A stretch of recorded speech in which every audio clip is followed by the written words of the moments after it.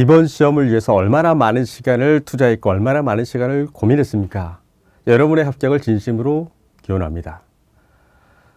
언제나 합격을 한다는 생각을 계속해서 많이 알면 할수록 합격이 좀 더 빨리 다가올 수가 있겠습니다.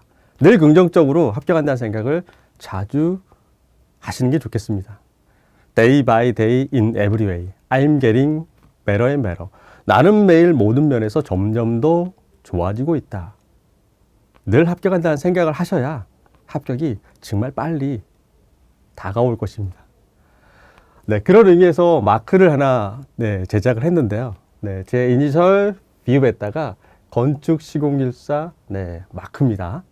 거기에 이제 검정, 파랑, 빨강 세 가지를 조합을 해서 이렇게 만들었는데 저 마크를 보면 합격이 좀 더 빨리 다가올 수 있지 않을까라는 그런 의미에서 하나 급조해서 한번 만들어 보았습니다. 뭐 괜찮은가요? 네, 괜찮아요. 네, 카톡 그 프로필하고 그다음에 유튜브 프로필 사진에 저걸로 이제 교체를 해놨는데 보면 합격이 좀 더 정말로 다가왔으면 좋을 것 같습니다. 자,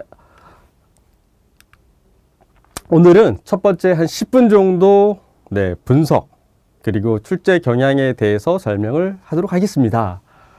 먼저 개강하는데요. 개강 내일 6일, 7일 양일간 토요, 일요일 동시에 개강하는 곳은 우리밖에 없는데요.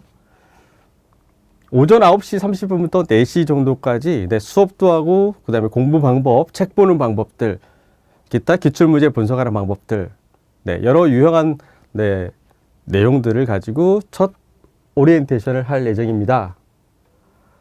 토, 일 같이 가기 때문에 교차 수강도 가능하기 때문에 동영상 수강하시는 분들은 동영상 수강하기 전에 미리 상담을 오시고 듣고 나서 오리엔테이션을 한 번씩 참석해 주시는 게 좋아요. 그래야 어떻게 공부하는지를 알 수가 있습니다. 혼자 동영상을 신청해서 들으면 감 잡기가 쉽지가 않습니다. 현재 350명 정도가 듣고 계세요. 정말 많이 듣고 계십니다. 그래서 추가적으로 동영상을 마법 스크린으로 3월 2일 날 오픈을 하나 더 기본서 강의, 그 다음에 스크린 강의를 하나 더 추가해서 할 예정입니다. 요약 강의고요. 정규 강의의 한 70% 정도 선에서 좀 정규 강의가 길어요. 그래서 좀 짧게 요약해서 강의를 추가 촬영을 했습니다.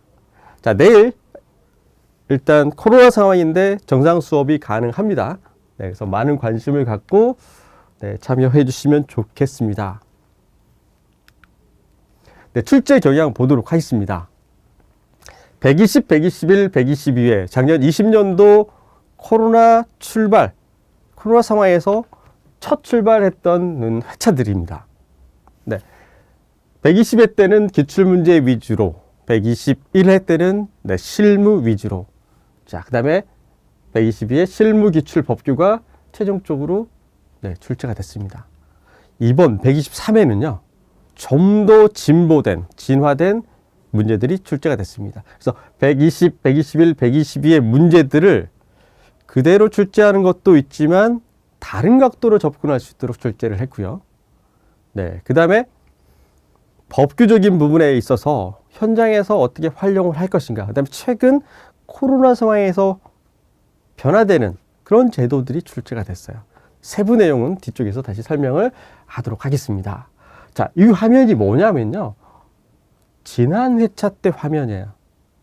여러분들 총평 121, 122, 123 이 세 개, 전 회차 세 개차 항상 보셔야 돼요. 그때 예측했던 문제들이 거의 다 출제가 됐어요. 아마 지금 총평하는 이 내용들이 다음 회차 때, 다다음 회차 때 거의 출제될 확률이 매우 높다라고 보시면 돼요. 자, 그 중에서 문제를 풀어가는 건 항상 마법지가 되겠습니다. 자, 세부 내용 보도록 하겠습니다. 제가 오죽했으면 제발 최근 회차 총평만큼은 꼭 보자. 120회도 필요 없고 21, 22, 23회. 자, 보겠습니다. 최근 기출 문제 중에서 이게 111회 때 출제가 됐는데 지난 회차 때 응결경화제로 이렇게 응용을 해서 출제를 했습니다. 그런데 이번에는 다시 또 뭘로 했어요? 내화촉진 다시 한번 또 냈어요. 자, 그리고 에폭시 도료인데 얘를 용어가 아니라 서술로 출제가 됐고요. 석재 표면은 용어였는데 뭘로 됐어요? 다시 서술로 또 출제가 됐습니다. 지난 회차 조족 점토백돌 균열이었어요. 그런데 이번에는 문제가 아파트 조족벽체, 아파트 공사를 안 해보신 분들은 그 세대 내부에 들어가는 그 상황들을 모르는 그런 문제들 응용을 해서 출제가 됐습니다. 지난 회차 현장 타설 전 문제를 출제했는데 이번에는 전중후로 출제를 했어요. 깽폼, 용접, 두부파선. 두부파선은 기성말뚝 PHC 말뚝인데 이제 아예 딱 찍어서 강관 말뚝으로 출제가 됐고요. 매스 콘크리트 지난 회차 문제입니다. 또 출제했어요. 방수공법 선정 플러스 지붕방수로 출제가 됐어요. 자, 예측했던 문제들 출제가 됐었고 법규 문제들이죠. 지금 법규 문제 바뀐 부분들 바뀐 부분들이에요. 전부 바뀐 부분들입니다. 이 바뀐 부분의 취지를 알고 있어야 점수를 받을 수가 있어요. 기술인 배치 같은 경우는 품질 관리자의 업무 범위를 재설정을 했고요. 자, 그 다음에 통보서 계약 변경 사항들을 응용을 했습니다. 계약 변경 지난 회차 때 1번 문제가 물가 변동에 의한 계약 금액 조정이었어요. 그러면 그 조정이 되는 사유를 이번에는 어떻게 응용을 했냐? 연장이 되는 사유. 연장. 그럼 연장이 어떻게 됐을까요? 연장이 되는 이유가 미세먼지하고 그리고 코로나입니다. 이 코로나로 인해서 현장 인부들이 투입이 되지 못할 때 이럴 때 계약 연장을 해주겠다는 거예요. 자, 그러면 당연히 물가 변동 말고도 계약 변경이 이루어지겠죠. 그렇게 해서 1번 문제가 계속해서 이 법규 그 다음에 최근 이슈들이 응용이 되고 있어요. 응용되어서 출제가 되고 있다. 자, 그 다음에 이 내용이었죠. 자, 밑에 나와 있는 이 환경 부분들 소음, 진동, 내진, 화재 그대로 출제가 됐어요. 아마 다음 회차도 또 출제가 될 거예요. 만약에 바닥 충격 차단 구조가 나왔다 그러면 이거 다음번에 서술로 나와요. 무조건 나옵니다. 서술로. 내진 철근은 조금 어렵게 나왔죠. 뒤쪽에 내진 철근 설명을 하겠고요. 방화구획, 내화 성능. 자, 그래서 여러분들 마법지에서 가장 우측에 있는 검사 항목들 얘를 암기를 못하면 기술사 합격 영원히 안 됩니다. 토공사 계측관리, 기초, 부동치마 관리 기준, 치마량, 철근, 피복 두께, 거푸집, 존치 기간, 콘크리트 이번에 나왔잖아요. 보수 보강. 뒤쪽에 나와 있는 마지막 부분들을 다 암기해야 돼. 철골, 레아 성능이잖아요. 이번에 그대로 나왔잖아요. 마법지 뒤쪽에 나와 있는 마지막 네 번째 폴더에 나와 있는 네모박스 되어 있는 건 무조건 암기해야 합격이 된다는 소리예요. 필수 기준들입니다. 기술 지침 강의가 있죠. 저희 기술 지침 강의가 있는데 이 기술 지침 강의해 준 것만큼은 꼭 소화를 하셔야 될 것 같아요. 자, 총 10가지 합격 전략을 들고 왔습니다. 총 10가지인데 마법지 암기 1순위인데 잘 하기 싫어하시는 분들이 많죠. 1순위예요. 1순위가 되겠습니다. 순서 암기 꼭. 주기적인 반복. 주기적인 반복은 용어에서 거의 필수예요. 영어 단어, 용어에서는 필수예요. 500개를 하루에 한 번씩, 아니, 하루에 4번 봐야 돼. 4회. 그러니까 500개를 사해 보려고 하면은 얼마나 많은 시간의 자투리 시간이 필요하겠어요. 그죠? 그러니까 회사에서 쉬는 시간에 계속해서 출퇴근 시간에 꼭 봐주셔야 돼요. 그리고 제가 기사 강의를 하면서 느낀 점인데, 건축시공길사 건축시공은 그림을 그려가면서 암기를 가야지, 눈 쳐다보고 글씨 쓰고 아무 필요 없어요. 글씨 쓰는 거 하지 말고 그냥 그림만 그리시면 돼요. 네, 집안에 네, 측량을 하고 가이드 월을 설치를 하고 이런 식으로. 자, 집안에 굴착을 한 다음에 네, 측량을 해서 가이드 월을 설치를 하고, 거푸집 설치하고, 그 다음에 철근 배근을 한 다음에 콘크리트를 타설을 하죠. 이런 식으로 그림을 하나씩 그대로 그려가야 된다라고 보시면 될 것 같아요. 그것도 일주일에 한 번씩은 내 노트 50개다. 서술이 50개다. 매주 한 번씩은, 물론 매일 그리면 좋겠죠. 매일 그리면 금상첨화죠. 그러니까 매일 하려면 PDF로 만들어 놓고 내 휴대폰에 가지고 다니세요. 네. 휴대폰 네, 클라우드에다 집어넣어서 가지고 다니든지, 아니면 요즘은 컴퓨터하고 네, 폰하고 연동이 되잖아요. 온노트, 온드라이브. 이렇게 해서 매 회차 반복을 해야 돼요. 검증과 확실 없는 노트 보고 자책을 좀 해야 돼요. 그러니까 내 노트에 검증이 안 된 거, 합격자 노트 4페이지짜리, 합격자 노트 4페이지짜리 쓰레기예요, 쓰레기. 그러니까 합격자 노트 4페이지 3페이지로 줄여서 내가 쓸 수 있게끔 과감하게 날려야 돼요. 3분 안에 못 쓰면 노트는 쓰레기다. 23분 안에 될 수 있도록 요약을 해놓고 나서 공부량이 늘어나면 추가하는 게 나아요. 그러니까 노트를 완벽하게, 심플하게, 아주 쉽게 만드세요. 어렵게 만드지 말고. 특화 합격 더 못해요. 왜? 요즘 같은 경우는 응용을 하기 때문에 문제를 아주 쉽게 다이어트를 해놓고 나서 그 다음에 인테리어를 하는 거예요. 그러니까 옵션은 내가 하기 나름이다 라고 보시면 될 것 같아요. 대화할 사람이 없는 거 정말 슬프죠. 기술사 공부하는데 정말 혼자 공부하고 대화할 사람이 없는 거 너무 슬픕니다. 공부 대화를 하실 수 있는 분을 찾으셔야 돼요. 학원이 가까우면 연락하고 자주 오세요. 요즘 좀 너무 바빠요, 사실. 요즘 바쁜데, 바빠도 미리 예약을 하고 자주 친해지는 게 합격 더 가까워질 것입니다. 만드는 거를 즐기지 못하면 안 하는 게 나아요. 공부 안 하는 게 나아요. 기술사 공부, 네, 만드는 재미를 느껴야 돼요.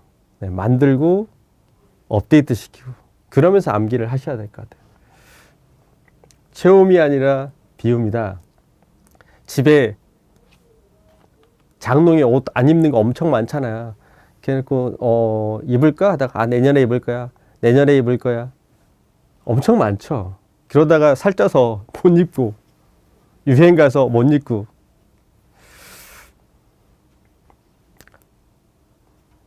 간절함은 진짜 있는가? 간절함은 진짜 있습니까?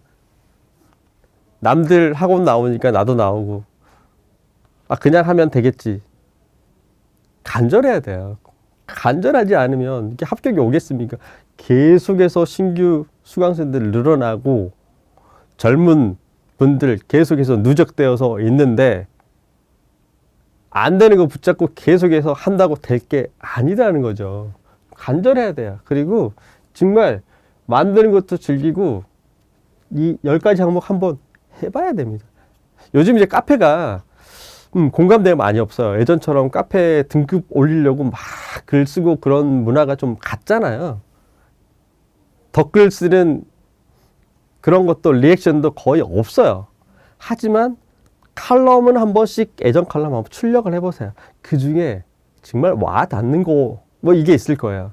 그때가 내가 다시 출발을 하고 점검을 해야 될 시기로 보시면 될 것 같습니다. 간절해져야 돼요. 공부를 못하는 게 아니라 안 하는 거예요, 지금. 네. 어떤 계기가 없기 때문에. 계기가 정확하게 가서 뭔가 달라져야지, 그렇지 않고서는 네, 힘들어집니다. 제가 작년 3월달, 네, 3월달에 헬스 거의 10년 동안 다녔었어요. 근데 최근 3년 동안 내일 가야지, 다음 주에 가야지, 이번 시험 끝나면 가야지, 네, 동영상 촬영하면 그거 끝나고 가야지, 여름 되면 네, 안 되니까 봄 한 5월달 정도는 가야지, 5월 지나고 나면 여름 더우니까 그래 9월달부터 가야지 하면서 1년에 간 적이 거의 없어요. 코로나 끝나면 가야지, 코로나 끝나면 가야지, 그놈의 코로나 끝나면 가야지 하다가 네, 똑같을 거예요. 아마 학원 등록하고 코로나 때문에 내가 리듬이 깨졌어, 이놈의 코로나 때문에 리듬이 깨졌어, 코로나 때문에, 항상 코로나죠. 이럴 때일수록 좀 뭔가 좀 더 간절해야 되지 않겠습니까? 네. 현장 아이템을 늘 생활하고 지금 늦지 않았습니다. 네. 아까도 얘기했던 필수 기준들 플러스 마법지의 가장 우측 네모 박스에 있는 기준들. 필수 문제 그림 정리는 항상 하셔서 업데이트 쉽게 만들어야 돼. 쉽게.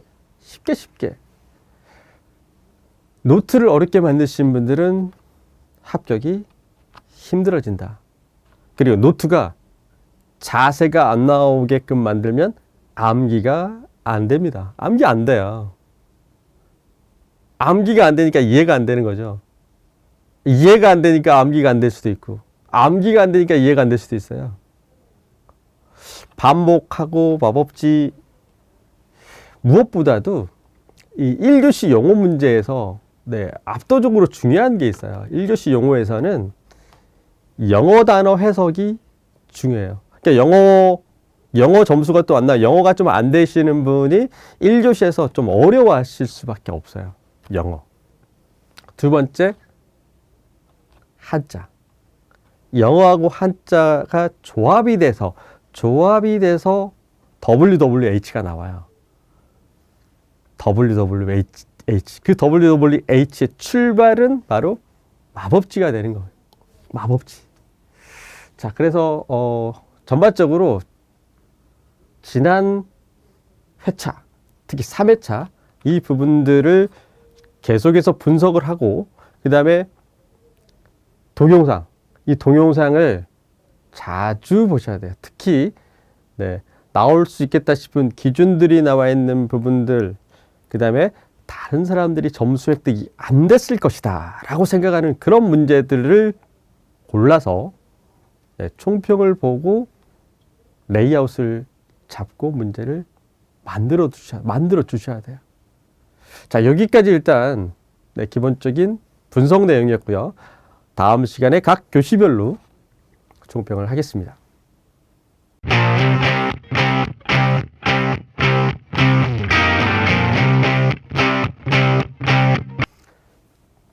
1교시 기출문제 분석표입니다. 사업관리 부분이 네, 2문제가 출제됐고요. 나머지 부분은 네, 시공 파트 부분이 되겠습니다.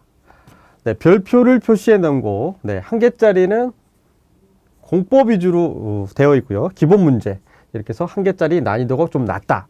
자, 2개짜리로 되어 있는 부분이 대부분이죠. 2개짜리. 계약기간 연장 사유도 모르는 건 아닌데 세부적으로 적기가 약간 애매모호하다. 바닥 충저금 차단 구조. 네, 당연히 기본적으로 해야 될 부분인데 이것도 세부적으로 놓치는 부분이 많을 수도 있다. 자, 그 다음에 PDM.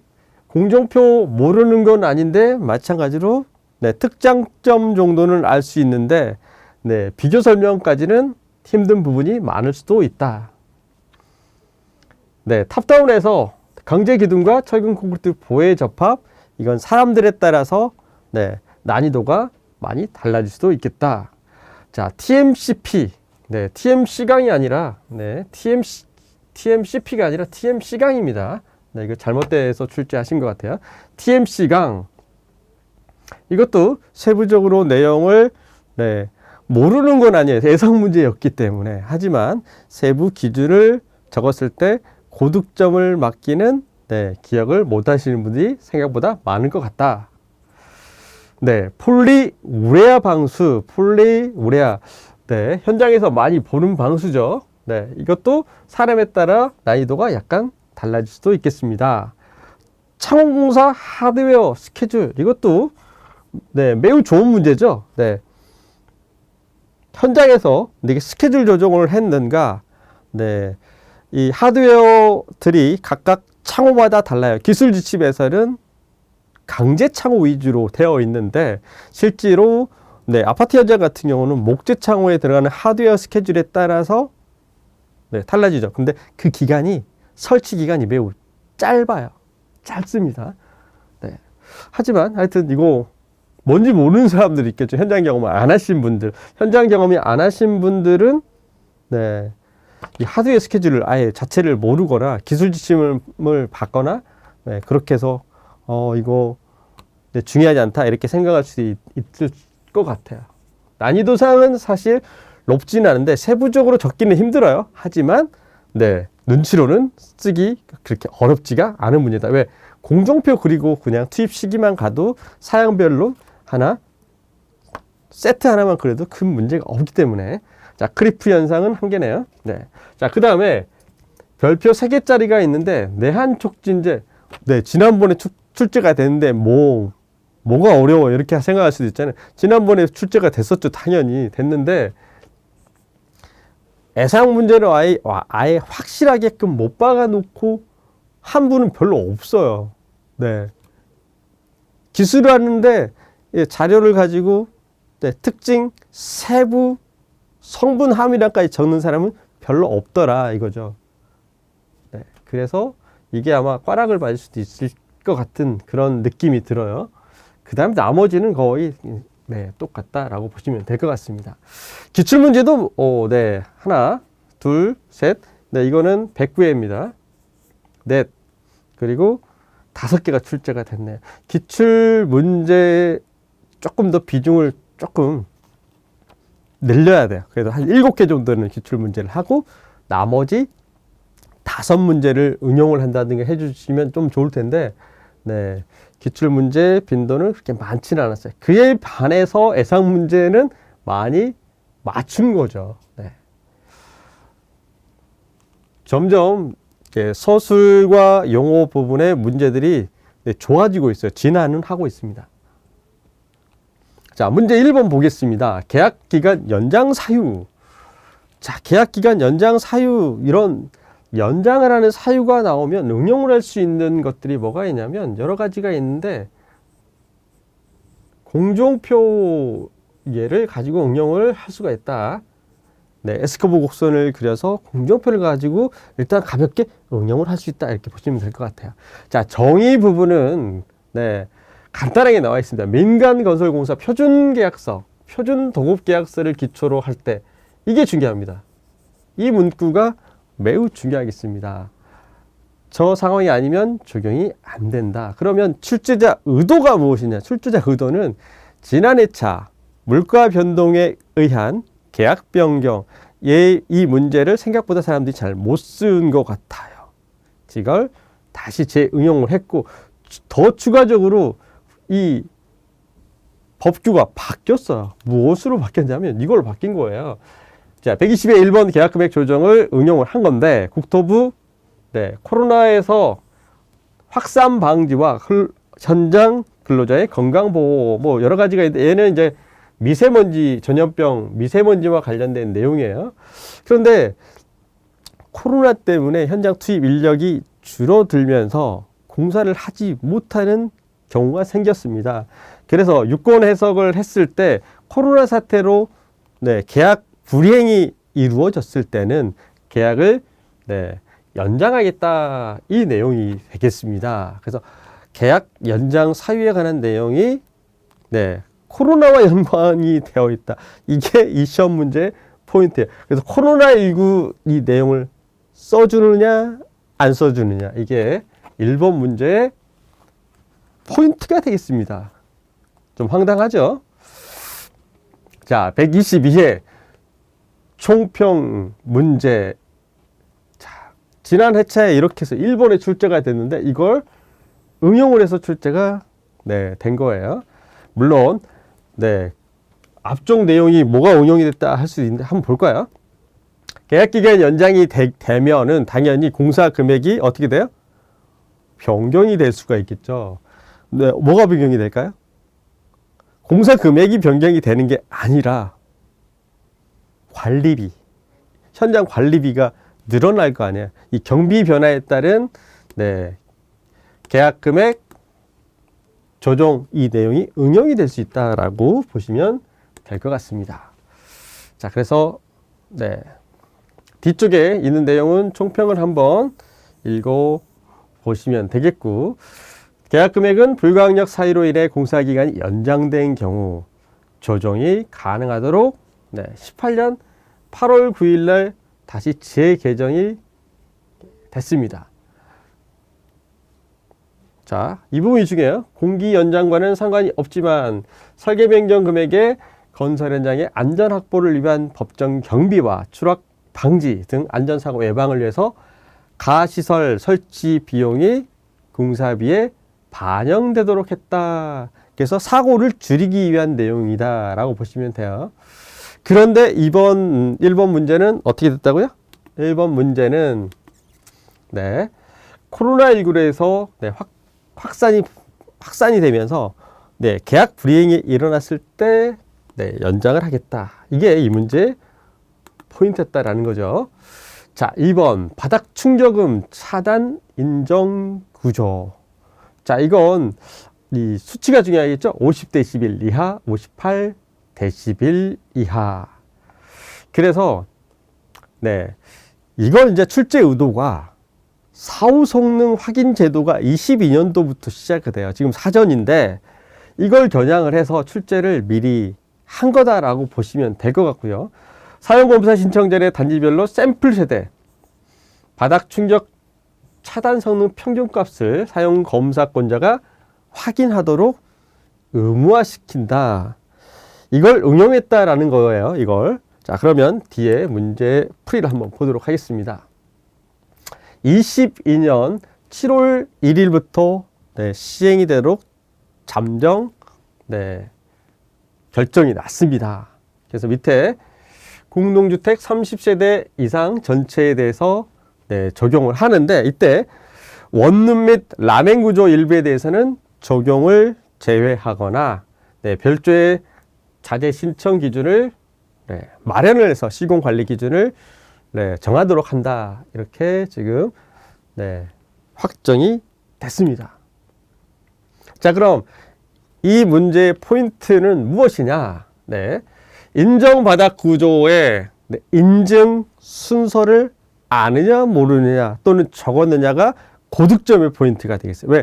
차단음 구조는 누구나 다 적을 수가 있잖아요. 그래서 얘를 언급을 하신 분은 조금 더 고득점을 맞지 않았을까 보겠고요.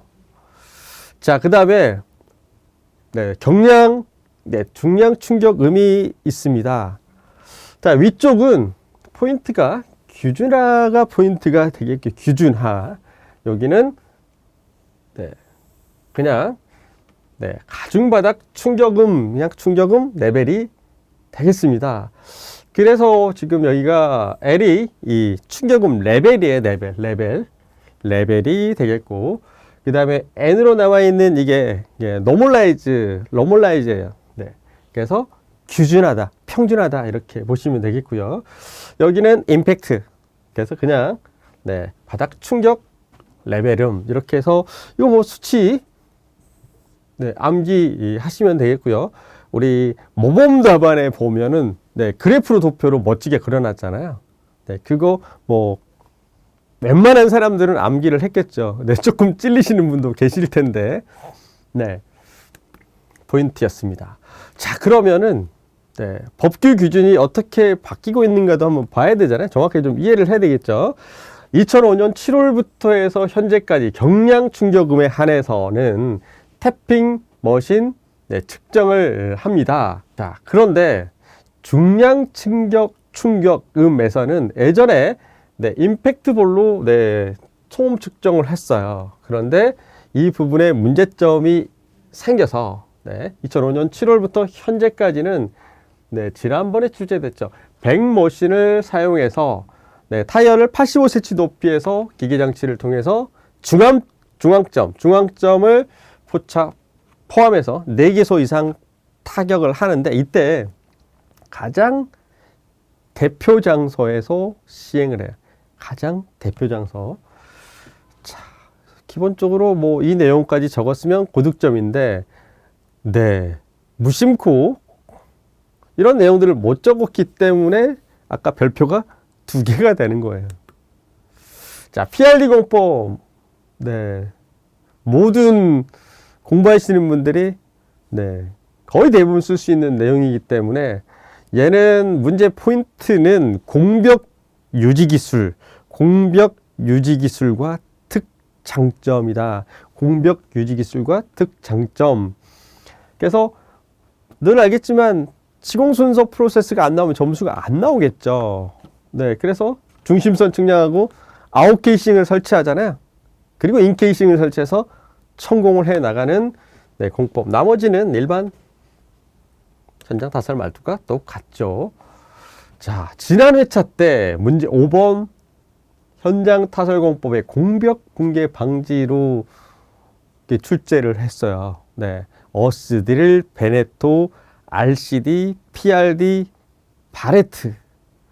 현장 타설 말뚝의 공벽 붕괴 방지. 그럼 뭐 하나 더 하면 뭐 마이크로 파일도 있겠고 여러 가지가 있겠죠. 그런데 보통은 대규모 대굴착, 굴착공법을 말해요. 그래서 관입공법, 프리플레이스 콘크리트 파일 말고요, 굴착공법 위주로 이렇게 보시면 될 것 같아요. 그래서 이거는 자, 넘어가겠습니다. 지난 회차 때 나왔던 걸 응용을 해서 출제를 했고요. 자, 시스템 비계 같은 경우는 예상 문제로 안 해놓은 분은 한 분도 없겠죠. 네, 일단 시스템 비계에서는 네, 설치 구조 및 조립 기준 당연히 적어야 되겠죠. 이거는 네, 잠시만요. 네, 빠져 있겠습니다. 설치 기준에 따라서 고득점이 달라질 수가 있는데, 아무래도 우리가 네, 주상복합에 보면 저층부 부분을 가지고 고정되어 있는 상태로 그림을 그리거나 아니면 시스템 빅의 상쇄도를 그려주셔야 될 것 같아요. 보통 네, 순서는 당연히 이건 뭐 당연히 해야 되겠죠.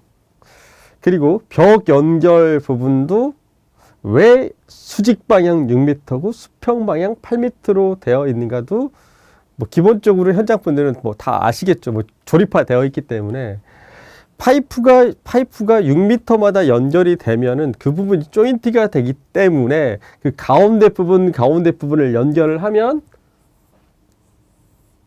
만약에 이렇게 됐다 그러면 여기가 연결이 돼 있다 그러면 이 부분이 6m가 되겠죠. 마찬가지로 밑에도 네, 여기도 6m잖아요. 그럼 고정은 이 부분에다가 고정을 해줘야 된다라고 보시면 될 것 같아요. 그러니까 마찬가지로 6m라고 보시면 되겠고, 네, 시스템 비계의 포인트는 네, 밑에는 항상 이 잭 베이스가 받쳐져서 올라간다, 이 포인트가 되겠죠. 자, 그 다음에 수직과 수평을 연결을 갔을 때는 무엇이 필요할까요? 네, 평면 단면이 필요한데 원형이 이렇게 돼 있으면 제조사마다 약간씩 달라요. 제조사마다 약간 다르다. 자, 그러면 여기가 구멍이 이렇게 뚫어져 있잖아요. 자, 여기서 수직 부재, 수평 부재가 어떻게 이렇게 갈고리처럼 클릭돼서 네, 조립이 돼요. 자, 이걸 그대로 단면을 그대로 그리면 자, 이렇게 날개가 되어 있겠죠. 자, 그리고 구멍이 뚫어져 있다는 소리죠. 자, 그럼 얘가 클릭을 해야 되니까 수평 부재는 이런 형태로 생겼죠. 얘가 클릭된다.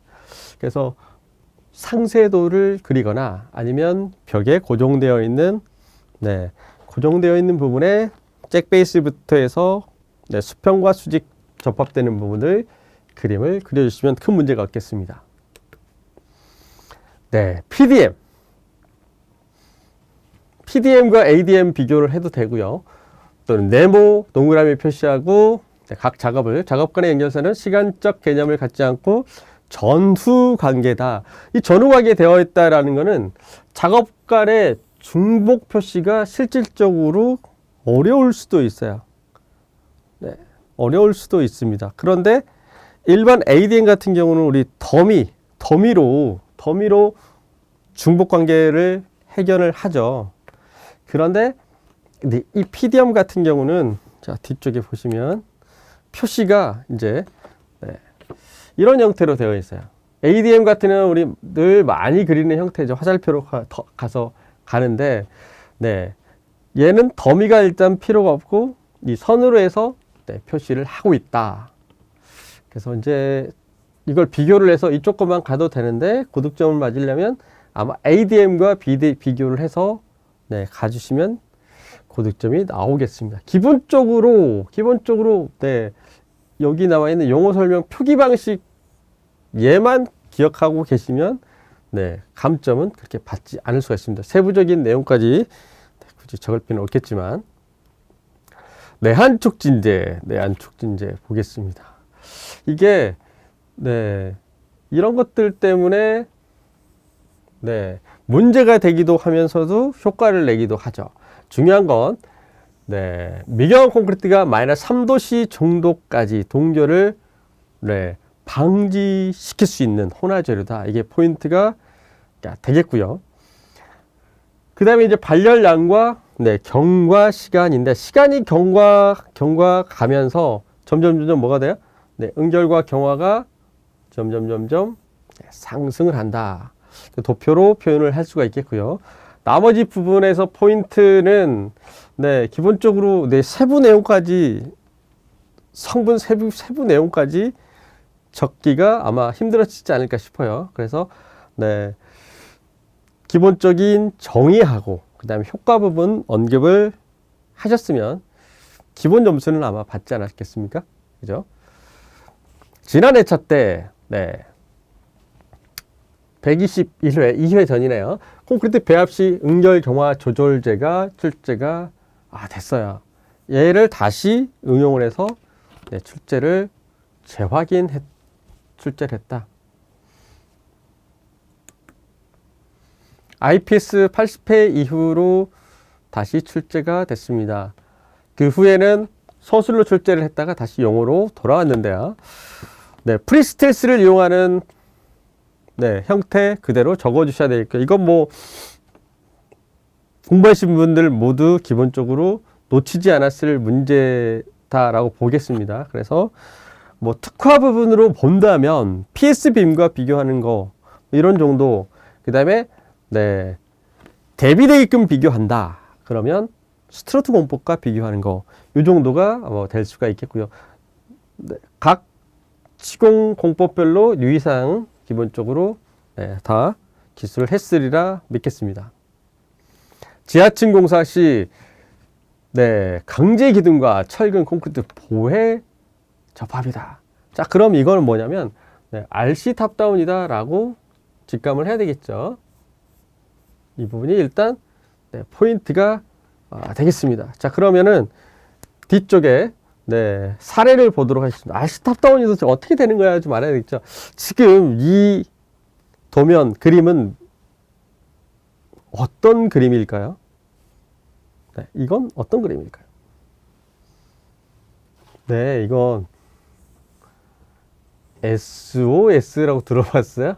SOS 탑다운이네요. SOS. SOS 서포트를 가지고 지지를 하는 네, RC죠. 거푸집 공법입니다. 자, 그렇게 되면 어디가요? 이 부분이 역타가 생기게 되죠.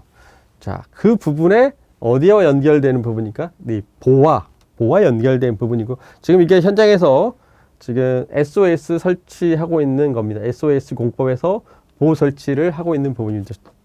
자, 그 뒤로 넘기면 본격적으로 이제 연결 방법이 여러 가지가 있는데, 자, 첫 번째 방법은 무엇이냐면, 이 부분에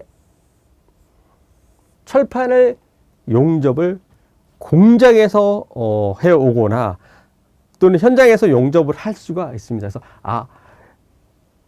지금 철판을 제가 조금 더 이렇게 되어 있네요. 철판이 이렇게 되어 있는데, 이렇게 해서 철판을 H 현강에다가 철판을 기둥에다가 그대로 용접을 이 부분을 했다라고 보면요, 용접을 했다. 자, 그렇게 되면 철근이 이렇게 들어가잖아요. 위로 올라가요. 올라타서 네, 용접이 돼서 고정이 됩니다. 자, 그러면 내 장점과 단점은 무엇일까요? 예를 적어줘야 되겠죠. 자, 장점으로 보게 되면은 공장에서 미리 제작을 해오면 철근을 그대로 올려놓기만 하기 때문에 조립 과정이 매우 단순해질 수 있습니다, 현장에서. 그런데 이 단점이 무엇일까요? 단점은요, 우리가 보가 이렇게 지나간다 그러면 보가 상부 보가 있고 하부 철근이 있잖아요. 그죠? 지금 상부 철근만 올라가 있을 때는 매우 쉬워요. 근데 중간에 들어가는 네, 철근들 때문에 중앙부, 하부 철근 때문에 시공하기가 매우 까다로워지는 부분이 있어요. 네, 그래서 딱 보기에는 되게 편할 것 같은데 시공성이 매우 떨어지는구나. 자, 그러면 아예 이 H빔을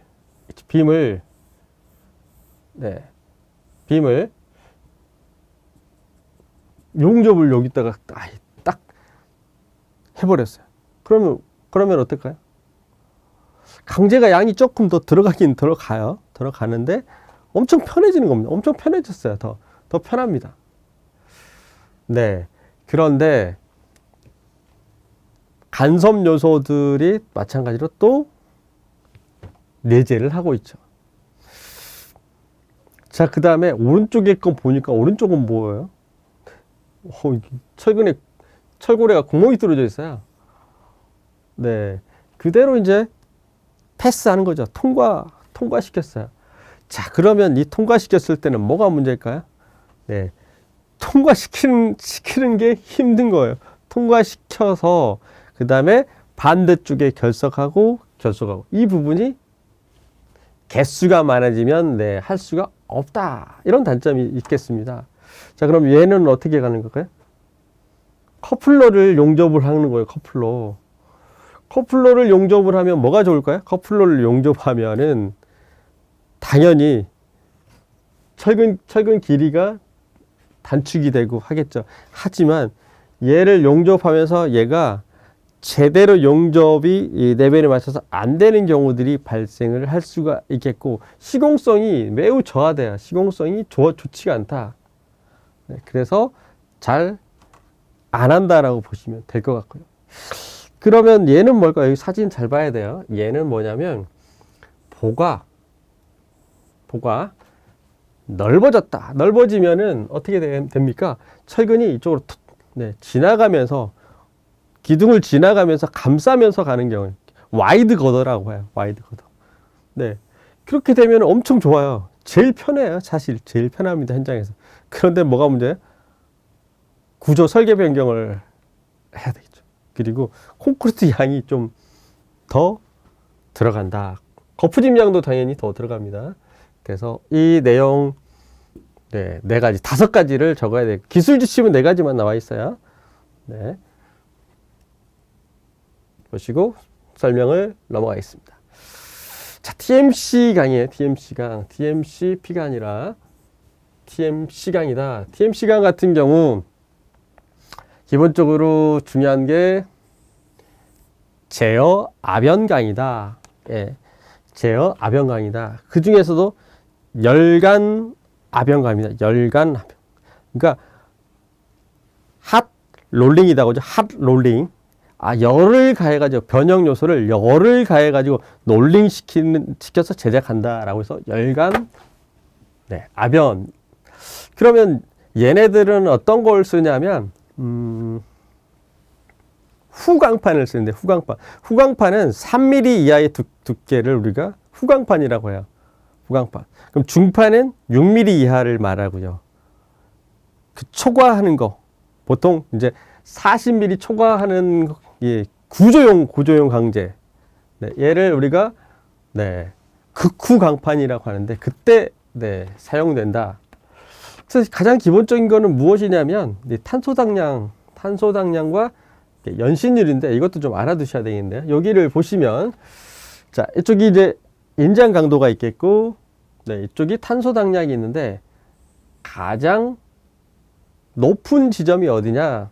네, 탄소당량이 0.851일 때 이 강제의 강도가 최고치를 간다. 다만 연신율은 네, 줄어든다. 이게 포인트가 되겠어요. 이 내용이 나와주면 고득점이 나오는데 TMCP강 네, 모든 사람이 예상 문제라고 생각을 하진 않았겠죠. 물론 예상 문제라고 생각을 했는데도 이 부분을 언급을 못하면 고득점까지는 조금 힘들겠죠. 기본 점수는 받을 수밖에 없습니다. 자, 여기 보시면 자, TMC강입니다. TMC, KS 기준으로 TMC 강제는 40mm 이상의 극후 강판. 후강판은 두꺼운 강판이에요. 네, 일단 3mm 이상 강판을 후강판이다. 6mm 이하를 네, 중판이다. 그다음에 그 이상 극후 강판이다 라고 이야기를 하고요. 자, 그 다음에 네, TMC 강제는 강도 저하가 네, 없다. 이게 포인트가 되겠죠. 그리고 네. 다음 문제 이제 보도록 하겠습니다. 타워크레인 설치 시 설치 계획 시 고려. 이것도 포인트를 일단 잘 잡아야 되는데 자, 포인트를 잘 잡아야 되는데 우리가 네. 처음에 기종을 선정을 검토를 하는데 기종 선정과 대비되게끔 같은 선상에서 네, 배치를 먼저 합니다. 그러니까 오버랩을 해 나가면서 엔드 포인트 지점을 확인하면서 배치를 확인해. 그러면서 설치를 하게 됐죠. 그러면 설치를 하면서 무엇을 볼 거야? 네, 안전 검사를 하게 되어 있습니다. 자, 그러면 운종을 하겠죠. 그리고 해체를 하는데 지금 타워크레인 설치 계획 시 고려할 사항이라고 되어 있어요. 자, 그러면 설치 계획 시 고려할 사항이니까 선정 배치를 하고 설치 검사 과정에 대해서 고려할 사항이다. 자, 고려할 사항이니까 네, 공정, 네, 품질, 원가, 안전에 관한 내용을 풀어가야 되는데 계획 시 고려할 사항이 다 보니까 네, 어떻게 할까요? 독립기초, 그 다음에 플로우 타입,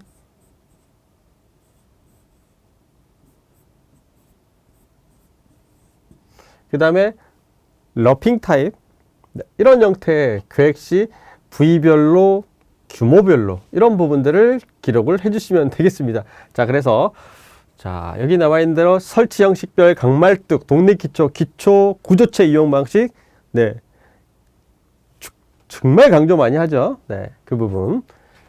그 다음에 설치할 때는 뭐 대부분 공감이 가는 내용이죠. 설치 높이 검토, 최상층 부위와 타워크레인 와이어 로프의 여유치수. 제가 도면까지 보여드리면서 설명을 했던 부분이죠. 네. 고정 부위 강도, 보강 여부. 그 다음에 이제 설치 시점에서 임대료 산정이 있죠. 임대료가 들어가는 부분인데 마스터 하나가 4.14야. 그러면 높이 계산을 잘못하면 마스터 하나에 따른 임대료가 더 증가가 되죠. 그런 부분들이 뭐예요? 설치 계획 시 고려할 사항이다. 그래서 이 문제의 포인트는 무엇이냐? 네, 그림을 그려서 기초, 그 다음에 마스트는 왜 중요하냐면 수직도 이것도 중요하지만 건축물의 높이, 타워크레인이 더 올라가야 되잖아요. 자, 건축물의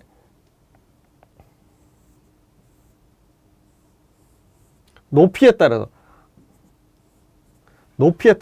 이 건축물의 높이에 따라서 타워 크레인 마스터 개수 임대료가 달라질 수 있기 때문에 전체 설치 계획 시 고려할 사항은 일단 단면도를 그려놓고 출발을 하시는 게 포인트가 되겠습니다. 자, 폴리우레아 방수. 네, 폴리우레아 방수. 자, 이거는 시공 순서.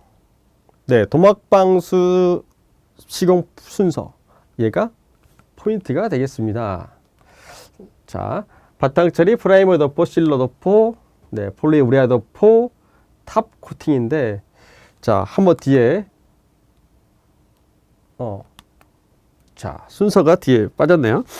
자, 바탕 처리는 면 처리 부분과 균열 부위, 보수 부위, 함수율, 이게 포인트가 되겠고, 자, 마찬가지로 플라이머는 연장선상이죠.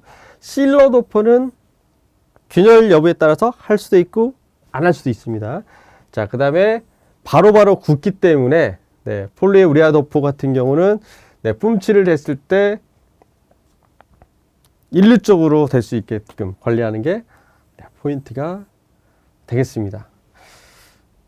부위별로 코너 부위라든가 이런 부분들 네, 상세 그려서 가주시면 되겠습니다. 마지막으로 탑 코팅. 자, 창호공사의 하드웨어 스케줄이다. 창호공사의 하드웨어 스케줄이다. 자, 이거 간단하게 우리가 현장에서 창호공사가 들어가는 부분을 S커브 곡선에다가 한번 그대로 한번 응용을 해볼까요? 그러면 우리가 골조가 이렇게 됐을 때 끝나는 부분, 골조가 끝나는 부분이 이 정도 된다라고 보면 자, S커브 곡선이 조금 더 진행이 되겠네요. 이렇게 되겠죠?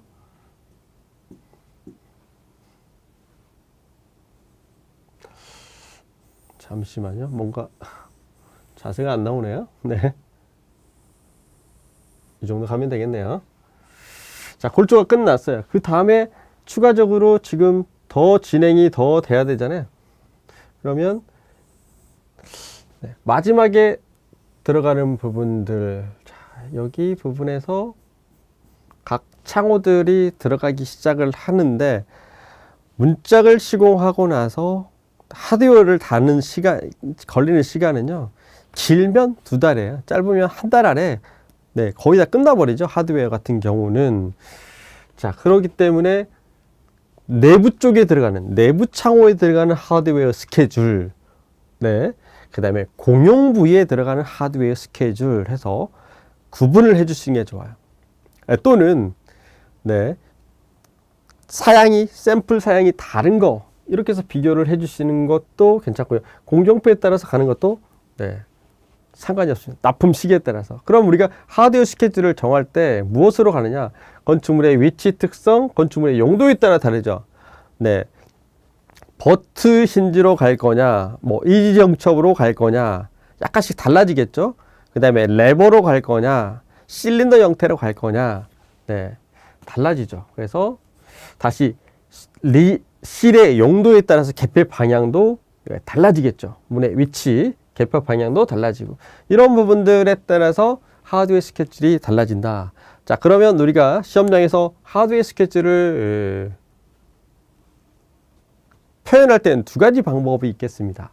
첫 번째는 네, 평면도상에서 네, 지금 그림상이 조금 애매모하네요. 평면도와 단면도로 구분을 해서 네, 각각 하드웨어가 들어가는 부분의 위치들을 구분을 하고 그 부분에 제품 사양들을 기록을 해 놓습니다.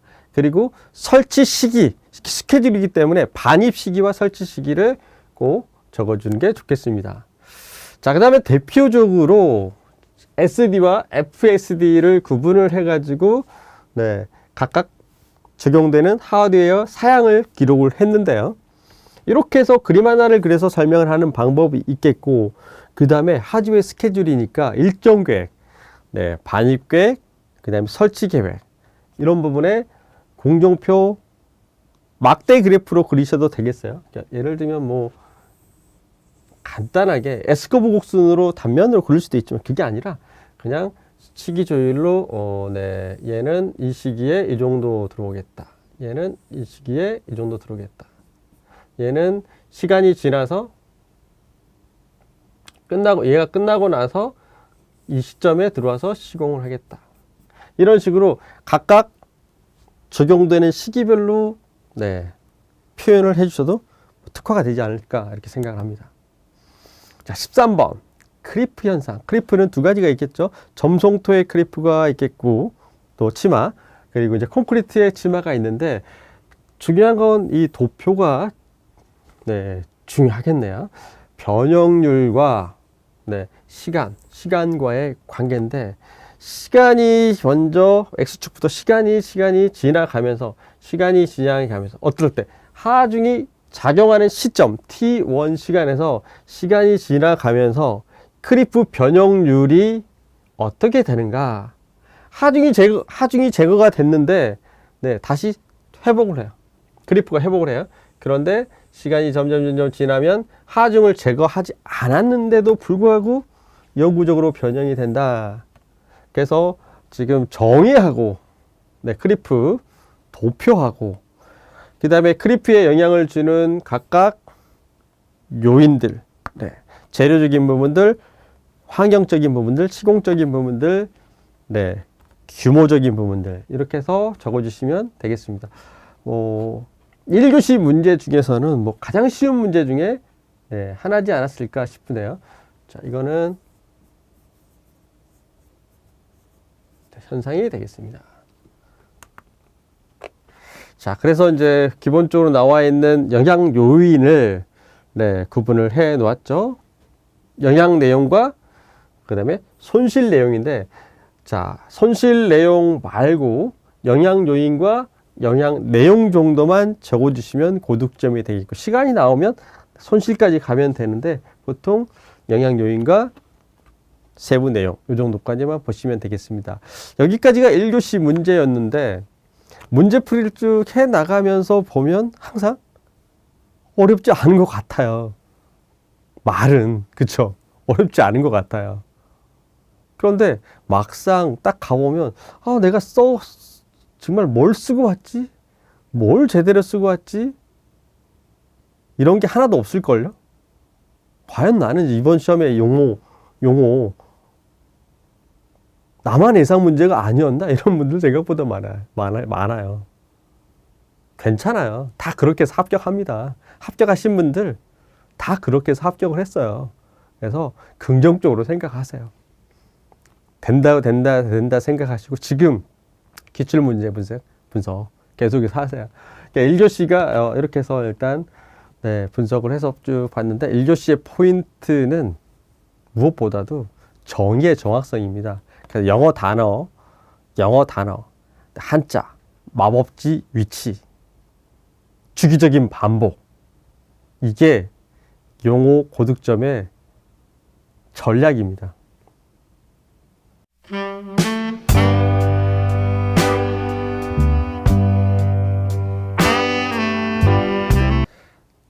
서술 부분부터는 속도를 좀 빨리 내서 중요 포인트만 설명을 하도록 하겠습니다. 2교시 기출문제 분석표입니다. 1번 BRD SPS는 기본 문제죠. 자, 2번 화재 확산 방지 그리고 방화 구획 기본 문제 플러스 특강을 했던 부분들. 자, 내진 설계에 따른 부재별 내진 배근에 대하여 현장에서 늘 하고 있는 부분인데, 가장 중요 부위 폐쇄 스트럽에 관한 내용들 언급을 하면서 기둥, 그 다음에 보, 내부보, 외부보 이렇게 해서 구분해서 작성을 하시면 될 것 같습니다. 현장 타설 전반적인 부분의 프로세스죠. 자, 그 다음에 용접 결함과 변형을 같이 물어봤어요. 그리고 에폭시 도장, 주차장 바닥에 들어가는 에폭시 도장 시공 순서를 가면서 그대로 문제를 풀어가면 됩니다. 자, 딱 보면 풀어갈만 한데라고 하는데, 이제 2, 3, 4교시 중에서는 그래도 난이도가 높다고 하시는 분들이 생각보다 많았어요. 왜냐하면 자, 화재 확산 방지 구조 그거 알아 했는데 생각이 법규 부분이기 때문에 못 쓰면 점수를 못 받을 수 있어요. 내진 설계, 이건 엄두를 못 낸 분들이 많았어요. 자, 그 다음에 현장 타설 품질 방안, 전주구니까 그냥 뭐 개비운타 다이양 암기해서 그냥 써볼까 하시는 분들이 있었겠고, 탑다운 용어로 그냥 접근하자, 네, 있었을 것 같고요. 자, 그 다음에 용접 결함, 뭐 용접 결함 그냥 쓰면 되지, 변형 조금 덜 쓰더라도 이렇게 접근하시는 분들이 뭐 있었겠죠. 자, 그러면 피할 수 있는 부분이 없어요.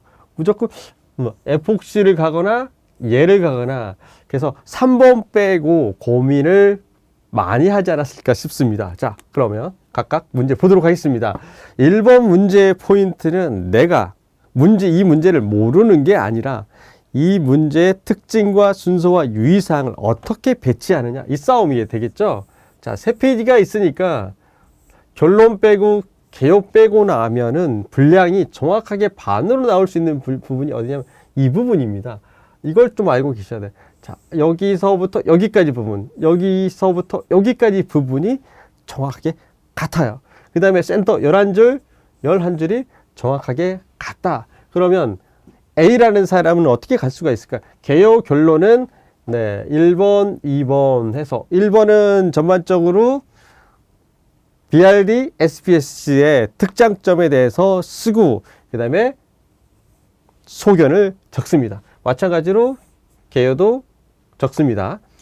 자, 그러면 첫 번째 페이지에 BRD를 적기 시작해서 여기까지 가고, 그 다음에 이 부분에 SPS를 적고 가고, 이렇게 가는 사람이 A라는 사람이 있을 수가 있겠죠. 나 이거 아니다. 나는 이렇게 갈 수도 있겠죠. 자, 나는 1번은 BRD, 2번은 SPS, 좌측은 BRD, 우측은 SPS. 자, 프로세스로 내려가, 특징 이야기하는 겁니다. 그림. 그 다음에 특징도 방법이 도표로 가는 방법이 있겠고, 네, 아니면 프로세스로 내려가면서 시공 순서로 가는 방법이 있겠고, 매번 상하 비교, 좌우 비교로 가면서 가는 사람이 있겠죠. 아니다, 나는 이렇게 갈 거 아니야. 뭐 여러 가지가 있겠죠.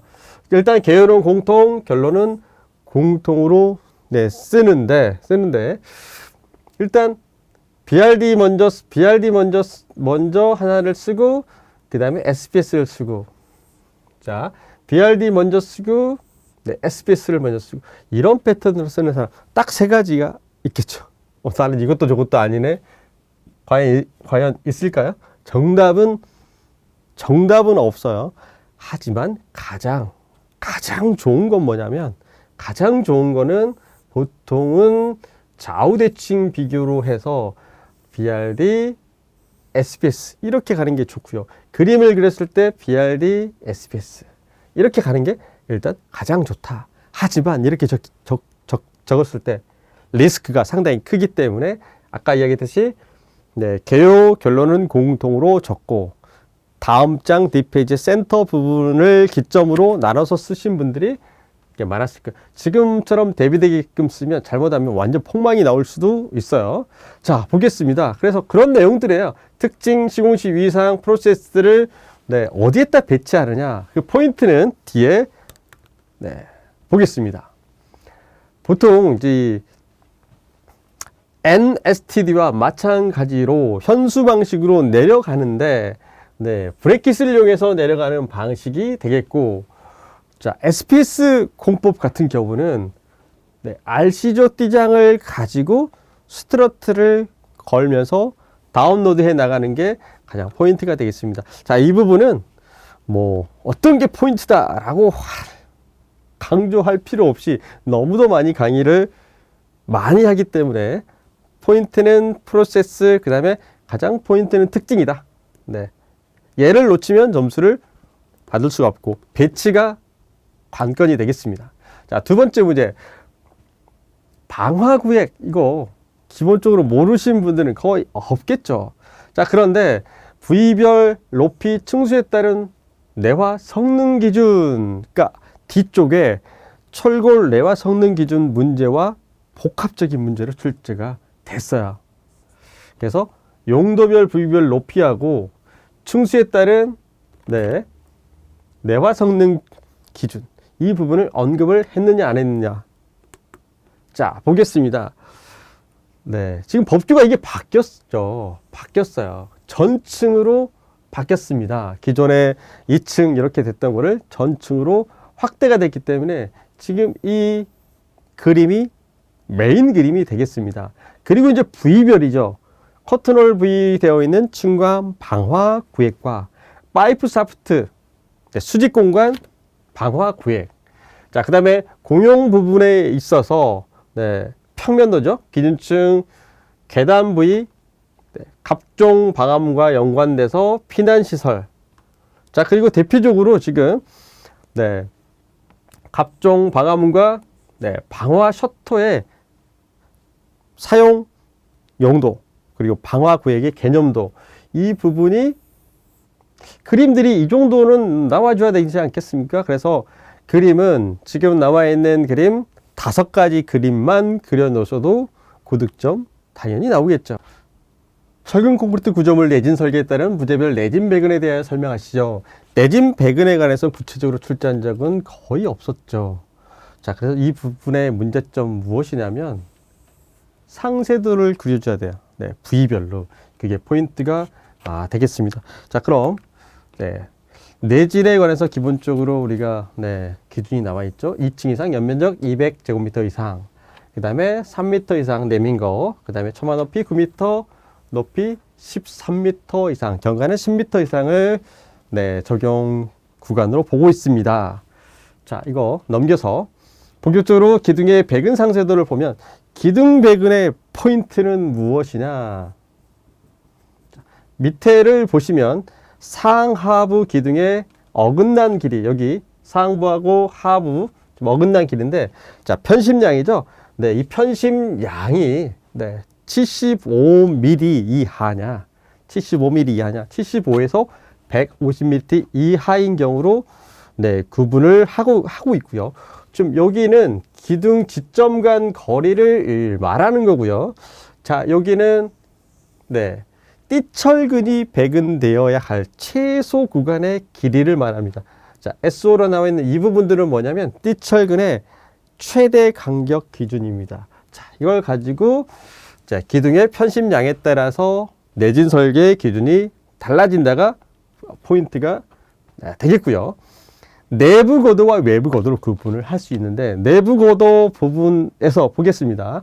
자, 외측 단부 상부 철근량이 있겠고, 그 다음에 외측 단부 하부 철근량 있겠습니다. 그 다음에 내측 상부, 내측 하부, 그 다음에 중앙부 상부, 중앙부 하부로 구분을 하고 있습니다. 자, 여기에서 일단 포인트는 무엇이냐면, 기둥면으로부터 EH 거리내에는 폐쇄형 스트럽을 적용을 해야 된다. 이게 가장 큰 포인트가 되겠습니다. 그 다음에 죽은 직경의 8배, 스트럽 직경의 24배 또는 30cm 중에서 최소값으로 그 기준을 가고 있다. 포인트. 자, 외부 고도도 마찬가지네요. 자, 그 다음에 우리 이제 현장에서 많이 하는 상세도에 띠철근 상세도 나와 있는 부분이죠. 띠철근의 디테일, 이 부분을 잘 보셔야 돼요. 이 부분들. 자, 꺾어지는 부분들을 잘 보셔야 되겠습니다. 그래서 원피스와 투피스형 2가지로 나눠져 있는데, 후크 표준 구부링 각도 및 여장 길이에 관해서 지금 각도와 여장 길이에서 나와 있고요. 자, 그 다음에 위치 결석 부분, 스트럽의 결석 부분 혹은 90도 후크가 건물 내부 방향에 위치한다. 자, 이 중에서 후크가 서로 반대면에 연결하도록 하는 게 포인트가 되겠습니다. 그림들 상세도를 보시면 될 것 같고요. 그 다음에 이제 밑에 보시면 이웃하는 후프의 결석 부분 방향이 교대로 된다. 이 부분이 폐쇄형 스트럽, 그리고 빔 스트럽, 그 다음에 컬럼 후프 보조 대근 내진 배근에 대한 기본적인 기준이었습니다. 이걸 뭐 기술을 다 하기가 만만치가 않았으리라 이렇게 생각이 됩니다. 자, 그다음에 현장 타설 콘크리트의 품질 관리 방안 이렇게 나와 있죠. 단계별 타설 전중인데 지난 시험 때는 타설 전이 나왔어요. 그래서 이 문제의 포인트는 무엇이냐면 타설 전 내용은 지난 시험 때 나왔던 공장 선정과 품질 관리 내용 있죠. 그 내용이 바로 이 포인트가 되겠습니다. 그 다음에 현장에서 거푸집과 철근 검사하는 부분들, 그리고 타설 계획을 우리가 세울 때 면적에 따라서 타설 구획과 그 다음에 운반에 관한 계획을 세우죠. 그 다음에 타설 장비 계획, 이런 부분들이 뭐예요? 배관 계획과 통해서 타설 전이 되겠습니다. 타설 중은 이제 인수검사를 해야 되죠. 운반 거리에 따라서 인수검사. 인수검사 때는 당연히 품질 시험이 되겠죠. 그래서 이 시험 문제가 품질 관리 방안이다 라고 하니까 자칫 시험으로 편중이 될 수도 있는데 시험은 당연한 거고요. 그 품질을 확보하기 위한 방안들. 공장 품질 관리가 먼저다. 공장 품질 관리가 먼저다. 자, 그 다음에 도착해서 인수검사를 한다.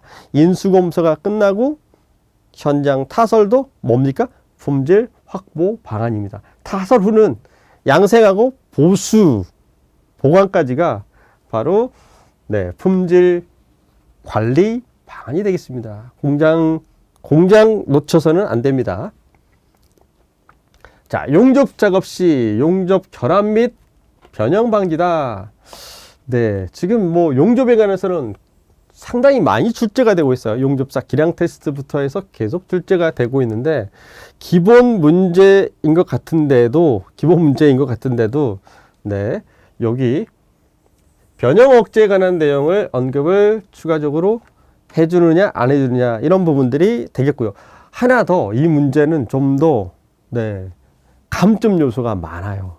그러니까 우리가 사고 원인이 감전, 화재, 가스 중독, 추락, 직업병 이렇게 해서 딱 코사 기준 사례로 아예 딱 나와 있거든요. 그 다음에 안전 대책도 지금 코사 만화책으로 나와 있는 부분에 그대로 인용을 해서 지금 가져온 거예요. 뭐 더도 말고 빼지도 않고 그대로 가져왔거든요.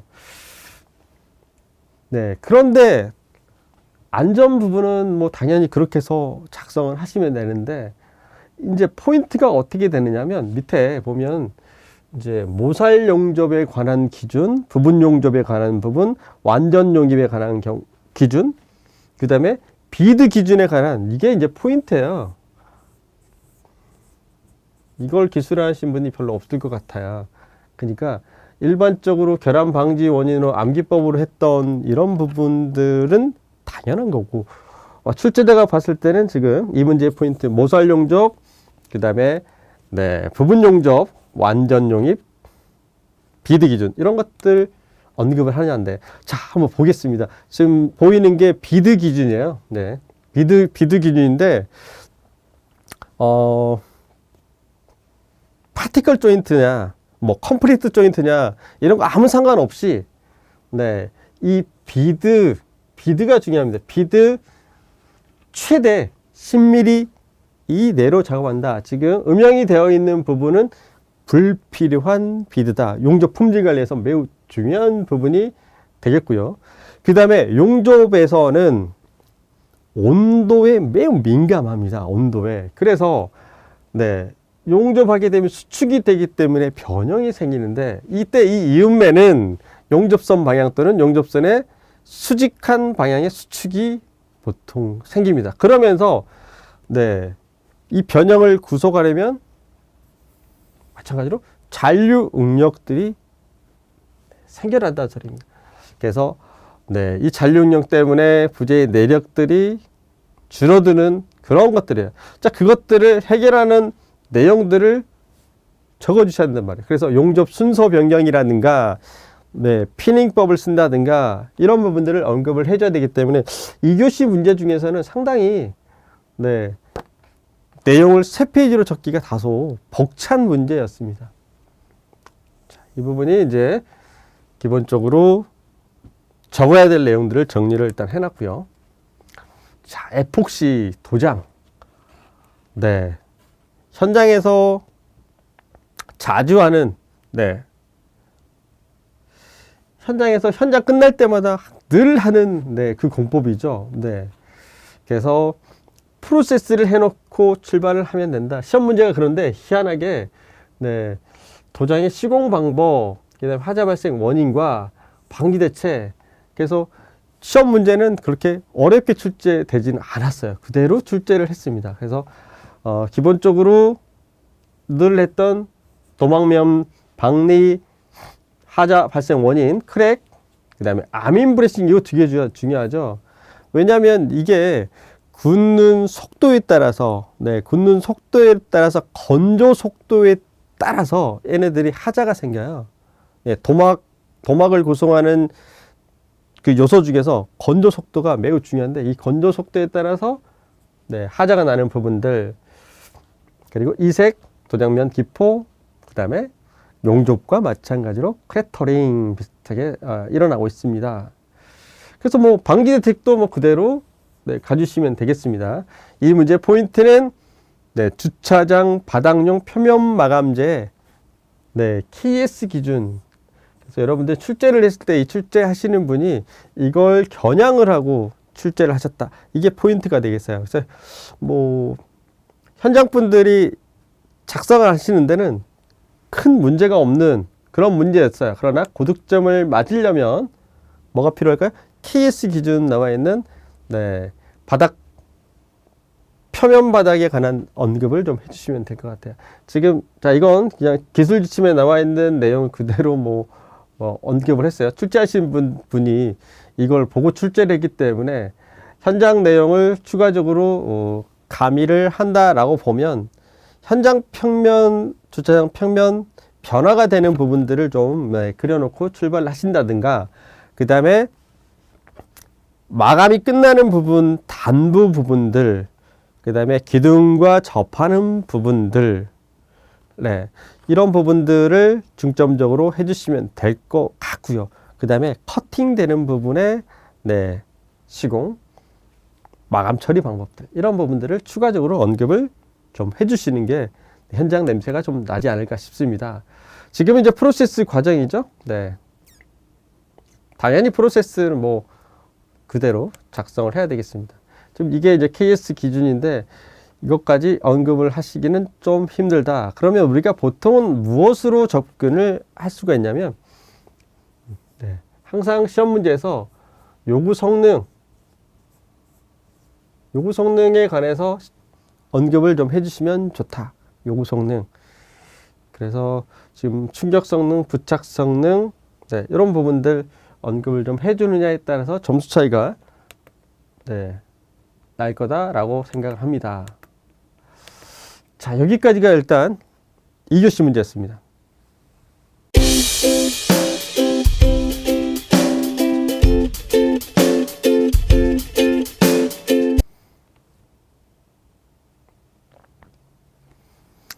네, 점심 드시고 나서 곧장 3교시 문제를 받았을 텐데요. 1번 문제 보자마자 지난 회차에 나왔는데 또 내네? 네, 지난 회차, 지지난 회차 나왔는데 또 낸 거야? 나 이거 암기 안 했는데? 이런 생각이 들었을 거고요. 네, 클레임 예상은 하고 있었지만 그래도 가물가물 하신 분들이 생각보다 많았고요. 아마 이거 알긴 아는데 생각이 가물가물. 깽폼, 네, 전부 다 학원 예상 문제였는데도 불구하고 현장에서 늘 하는 문제인데도 불구하고, 네, 시험 문제가 위험 요인, 네, 작업 발판 설치 기준, 설치 예제, 이렇게 해서 전반적으로 전부 다 물어봤어요. 그러니까 이 부분은 안전기술사 분이 들어가서 출제를 한 거예요. 그러니까 시공기술사 부분에서, 네, 시공시 위험 요인, 작업 발판 설치 기준 다 안전 문제인 거예요. 그러니까 우리 건축 시공에 관한 부분에서 물론 똑같은 문제예요. 그런데 지난 시험 때 제작 기준으로 나왔거든요. 제작. 네. 이 부분도 마찬가지 제작 기준인데, 자, 이렇게 출제를 또 해서, 고민이 됐죠. CIP, SCW, 슬러리월, 네, 늘 예상 문제였는데, 이거, 과연 이걸 세 개를 분배를 잘 할 수 있을까? 네, 이런 부분이 갑자기 생겼죠. 네, 물론 슬로리를 하나만 쓰면, 정말 자신있게 쓰려고 했는데, 갑자기 얘네들을 용어로 살짝, 용어로 쳐다보지도 않았을 거예요. 강의는 늘 들었지만, 네.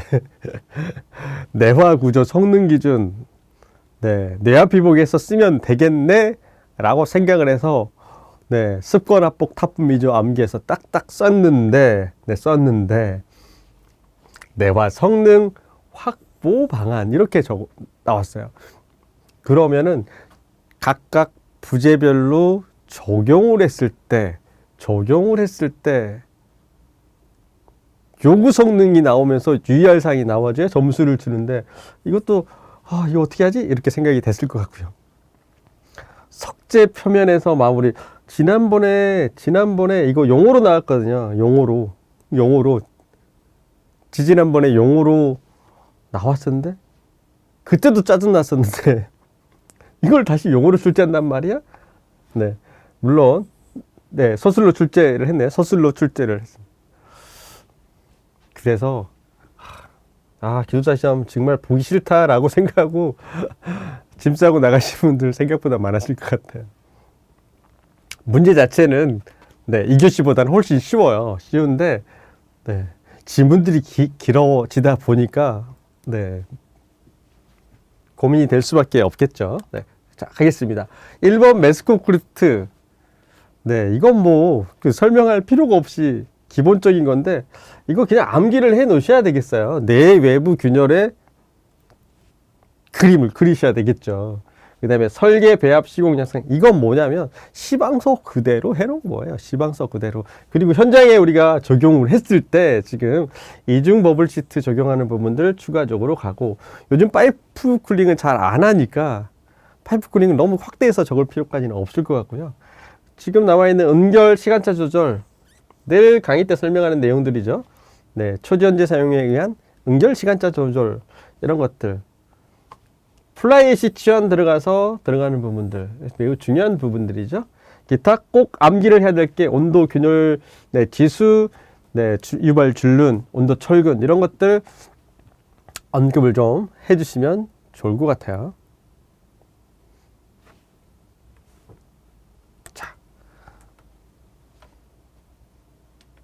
자, 클레임 문제죠.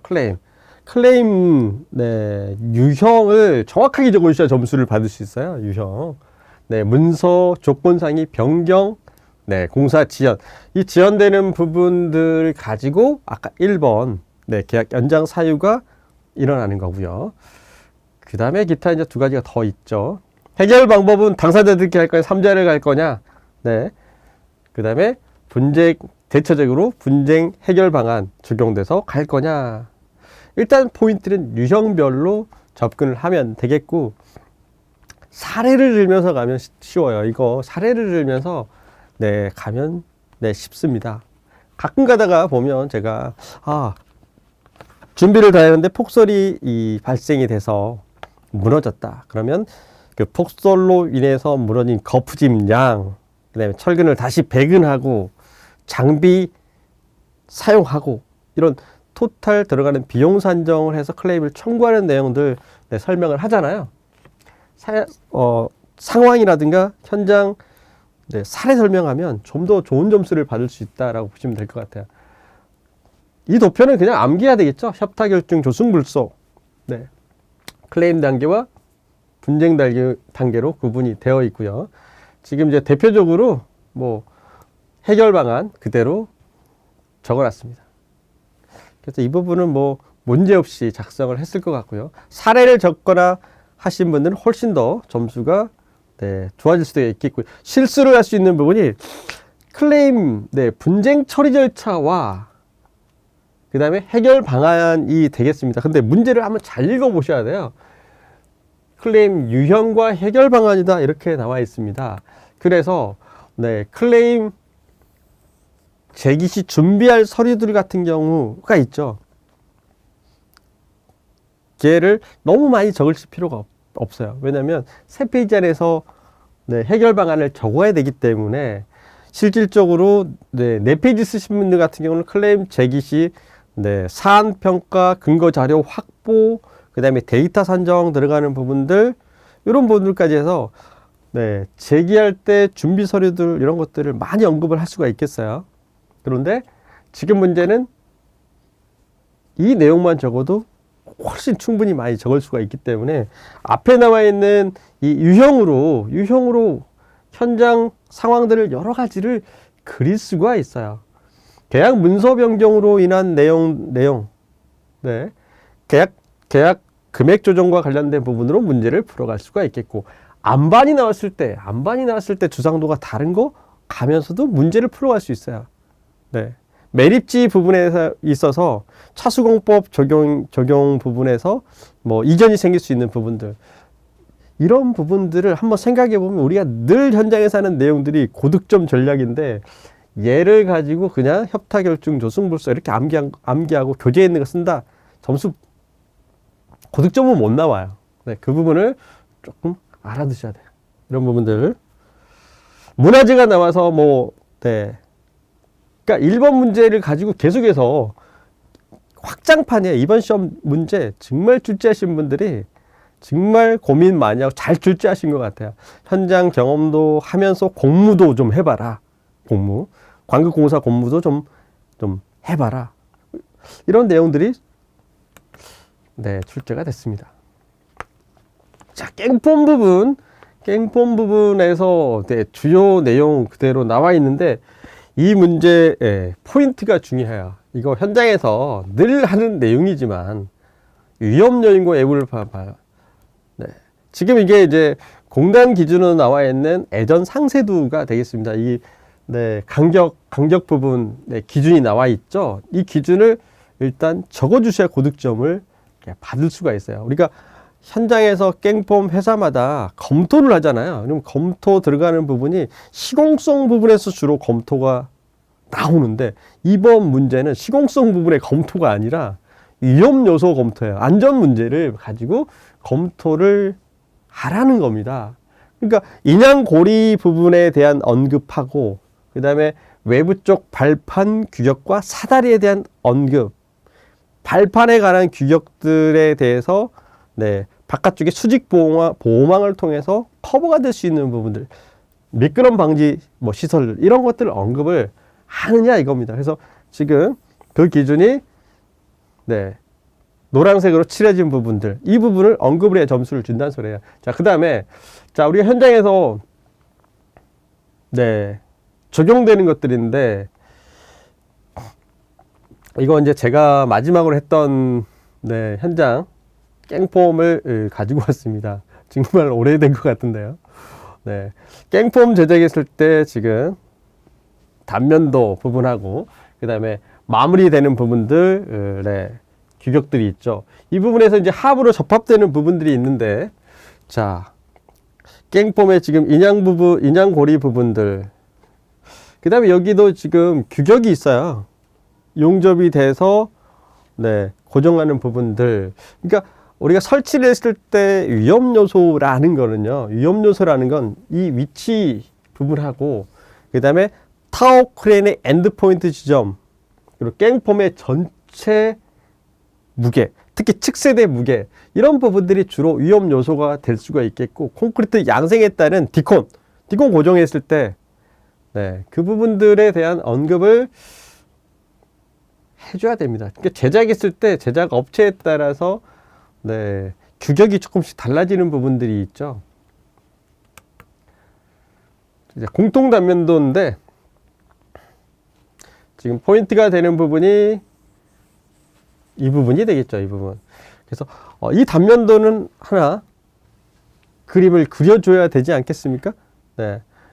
마법자 5로 나와 있는 거 그림 그냥 한 딱 10초면 전부 발판 케이지까지 그릴 수가 있는데, 자, 그림 포인트 보겠습니다. 단면도 그림 꼭 그려주셔야 되겠고, 코너 부위 그려주셔야 되겠고, 자, 이 부분 발판에 관한 부분들 확실하게 언급을 해주셔야 점수를 받을 수가 있어요. 그래서 깽폼 네, 아파트 20년, 30년 했는데 이걸 못 써? 못 씁니다. 왜? 시공만 했지.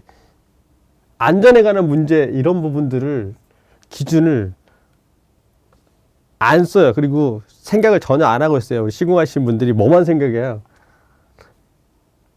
웰라 부분 처리를 어떻게 해야 될 것이고, 그 다음에 리브 끝나는 부분, 담부 접합되는 부분 어떻게 되고, 간섭 검토 어떻게, 이렇게 시공 부분만 가기 때문에 이번 시험 문제에서 네, 이것도 오히려 현장 시공하신 분들이 오히려 꽈락을 맞을 수가 있어요. 제가 볼 땐 그렇습니다. 인양치기, 풍속, 발판에 대한 적재에 대한 언급, 구체적으로 적어주셔야 점수를 받을 수가 있을 것 같아요. 자, 그 중에서 이제 공단 기준으로 해서 두 가지가 있습니다. 자, 여기, 네, 설치 부분에서 검토할 부분들, 네, 지금 그대로 기준, 뭐, 한 글자도 빠짐없이 그대로 코사 코드에 있는 거 그대로 가져왔어요. 이걸 뭐 제가 만들고 하는 게 아니에요. 제가 현장 시공 부분에 관해서 검토 사항이다. 그러면 건설회사에서 검토하는 부분들, 아파트 외벽에 대한 검토 사항들을 적고 되게 경험 많이 설명을 해줄 수가 있겠어요. 그런데 이번 문제는 현장 경험이 뭐고 다 필요 없어요. 지금 안전 기준에 관한 거 공단 코사 코드 그걸 그대로 냈기 때문에 뭐 현장 경험이 얼마 있어요 이거 적을 필요가 없어요. 그래서 이거 그대로 그냥 네, 해설을 가져왔습니다. 그래서 깽포 문제가 시공으로 나왔을 때는 현장 문제지만 안전으로 나왔을 때는 코사 코드에 나와 있는 거 이 항목 그대로 적으라는 거예요. 이거 꼭 좀 알아두셔야 될 것 같아요. 이제 보통 이제 체인블록 요즘 가이드렉 이런 거 잘 안 쓰잖아요. 그래서 타워크에 관한 장비 내용만 적으시면 되고, 나머지 부분들은 기본적인 거죠. 자, 여기 설치 해체 부분은 우리가 아는 부분이에요. 여기 이 끝 부분은 설치 해체 부분은 그냥 네, 늘 현장에서 하던 내용 적어도 큰 문제는 없을 것 같습니다. 중요한 거는 제가 해설의 포인트를 설명하는 거예요. 해설의 포인트는 이건 코사 코드에 나와 있는 거 그대로 온 거지. 여러분들 기술사 교재에서 나와 있는 기술사 교재에 나와 있고 기술 지침에 나와 있는 거 그냥 얼렁뚱땅 그걸로 해서 답을 적을 수는 없다. 이 문제는 그걸 좀 알아두셔야 될 것 같고요. CIP SW 슬러리월 공법 장단점이죠.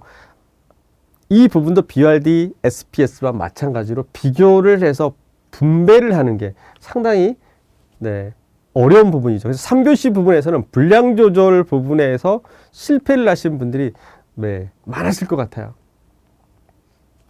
장단점은 무엇을 비교하는 게 좋을까요? 장단점은 당연히 네, 얘네들을 적용을 했을 때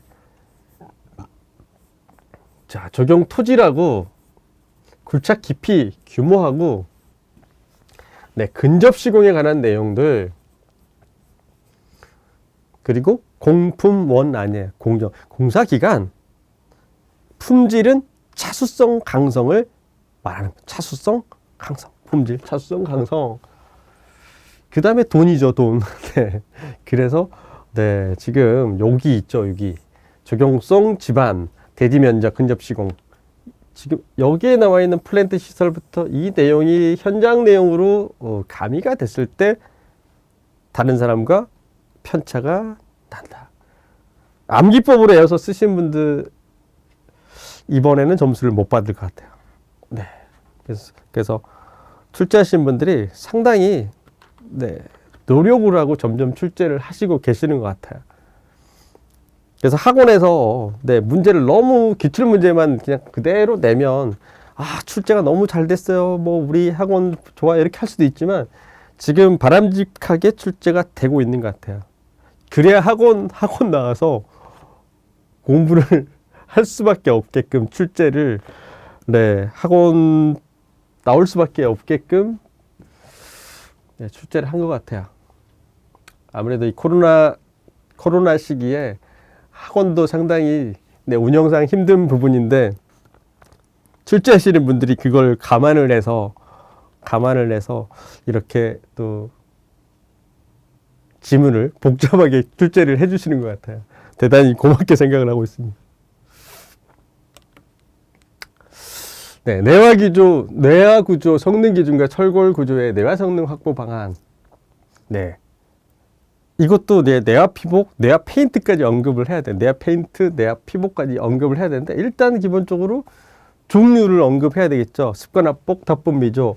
종류를 언급을 해야 되는데, 포인트는 결정 나는 것들은 뭐냐면, 네.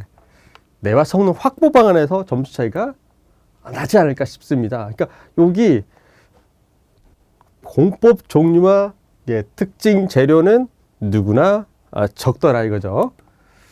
자, 그런데 성능 확보 방안이기 때문에 무엇이냐면 이 재료 부재에서 확보할 수 있는 방안이 무엇일까? 그 다음에 재료 부분에서 성능 확보할 수 있는 방안이 무엇일까? 네. 그 다음에 시공 기준이 있죠? 시공 기준에 따라서 무엇이 있을까요? 요구 성능을 언급을 해야 된다. 부착 성능, 내구성 이런 부분들을 언급을 해준다. 그래서 첫 번째는 바탕에 관한 내용이에요. 바탕에 관한 내용에 언급이 되어 있으면 또 바탕에 대한 언급이 되어 있죠. 자, 그 다음에 이 내용은 실질적인 품질 성능 확보하고는 큰 상관은 없대요. 자, 그 다음에 다 바탕에 관한 내용이죠. 바탕에 관한 내용. 그 다음에 환경에 관한 내용들. 온도, 기온과 관련된 부분들. 그 다음에 양생기관 중 진동과 충격. 자, 그러면 부재에 관한 내용도, 부재는 바탕을 말하는 거고요. 지금 재료에 관한 내용이 지금 안 나와 있죠. 재료의 부착 성능에 관한 등, 이 요구 성능에 관한 내용들 언급을 해야 되겠고, 시공은 기준입니다. 두께 기준, 밀도 기준. 이런 것들이, 그래서 이번 시험 내화 성능 확보 방안의 포인트는 무엇이냐면, 자, 보시겠습니다. 요구 성능을 언급을 해야 된다. 자, 그 다음에 플러스 뭐냐면, 하자 종류가 있죠. 하자. 거기에 따라서 밀도. 그 다음에 두께. 이 내용을 언급해야 점수를 받을 수가 있겠습니다. 자, 4번 석공사 표면 마무리. 이거는 여기에 지난번 용어 있죠. 용어 그거 그대로 그냥 가져왔어요. 다만 설치공법은 지난번 용어는 안 나왔는데, 제가 지난 회차에 총평을 할 때 아예 현장 경험했던 걸 그대로 용도를 했어요. 물갈기 용도, 번호구이 용도 해서 평면으로 계단실 그림 그려가면서 용도 그렸죠. 그게 제일 쉬워요. 그러니까 우리가 보면, 자, 여기가 이제 우리 보도라고 보고 올라가서 현관에 자동문이 이렇게 세팅이 되어 있죠. 그리고 내부가 있고, 그 다음에 경사로 가고, 그 다음에 다시 계단이 내부 쪽에 이렇게 보통 되어 있죠. 여러분들 아파트 보면. 자, 그러면 첼판과 디딤판이 있는데, 여기는 이렇게 가는 게 아니라, 뭐 가공에 따라 다 다르겠지만 통속으로 보통 가고, 이 마감은 보통 번호구이로 가죠. 번호구이 마찬가지로 여기도 마찬가지. 여기는 판석으로 가고 번호구이로 가고, 내부 쪽까지 번호구이로 가는 곳이 있고, 또 경사 여기 이 부분도 번호구이로 가는 것도 있어요. 회사마다 다르죠. 그런데 여기 그냥 물갈기로 시공을 하겠다 이렇게 가는 곳이 있겠죠. 나머지는 전부 물갈기가 되는데, 이 내용이에요. 그 다음에 이제 혼두마감, 무광택 들어갈 부분들로 시공하는 방법.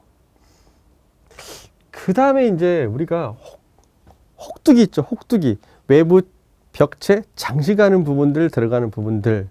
이렇게 해서 표면 마감 종류별로 공법을 가는 방법이 있고, 추가적으로 습식과 건식 공법으로 같이 언급을 할 수가 있겠습니다. 습식과 건식 공법을 구분을 해서, 설치 공법이니까. 그런데 석재 표면 마무리 종류가 나오니까 여러분들 일단은 건식 공법 외부 쪽 하부부터 마무리 부분, 이런 부분들, 두껍석 그림들, 이런 것들 그림을 그려주시면 현장 느낌이 나겠죠. 돌공사 같은 경우 늘 현장마다 네, 공사가 이루어지기 때문에 그 부분을 견장을 해서 가주시면 되겠고, 석재 표면은 네, 용어 문제 그대로 응용을 하시면 될 것 같습니다. 자, 여기까지가 3교시인데요. 3교시는 일단 네, 시간 안배하고 분배하는 것들, 그 다음에 포인트가 정확하게 있다. 이 포인트가 어떻게 접근하느냐, 점수 차이가 아마 가장 많이 날 수 있는 교시지 않나 이렇게 생각합니다.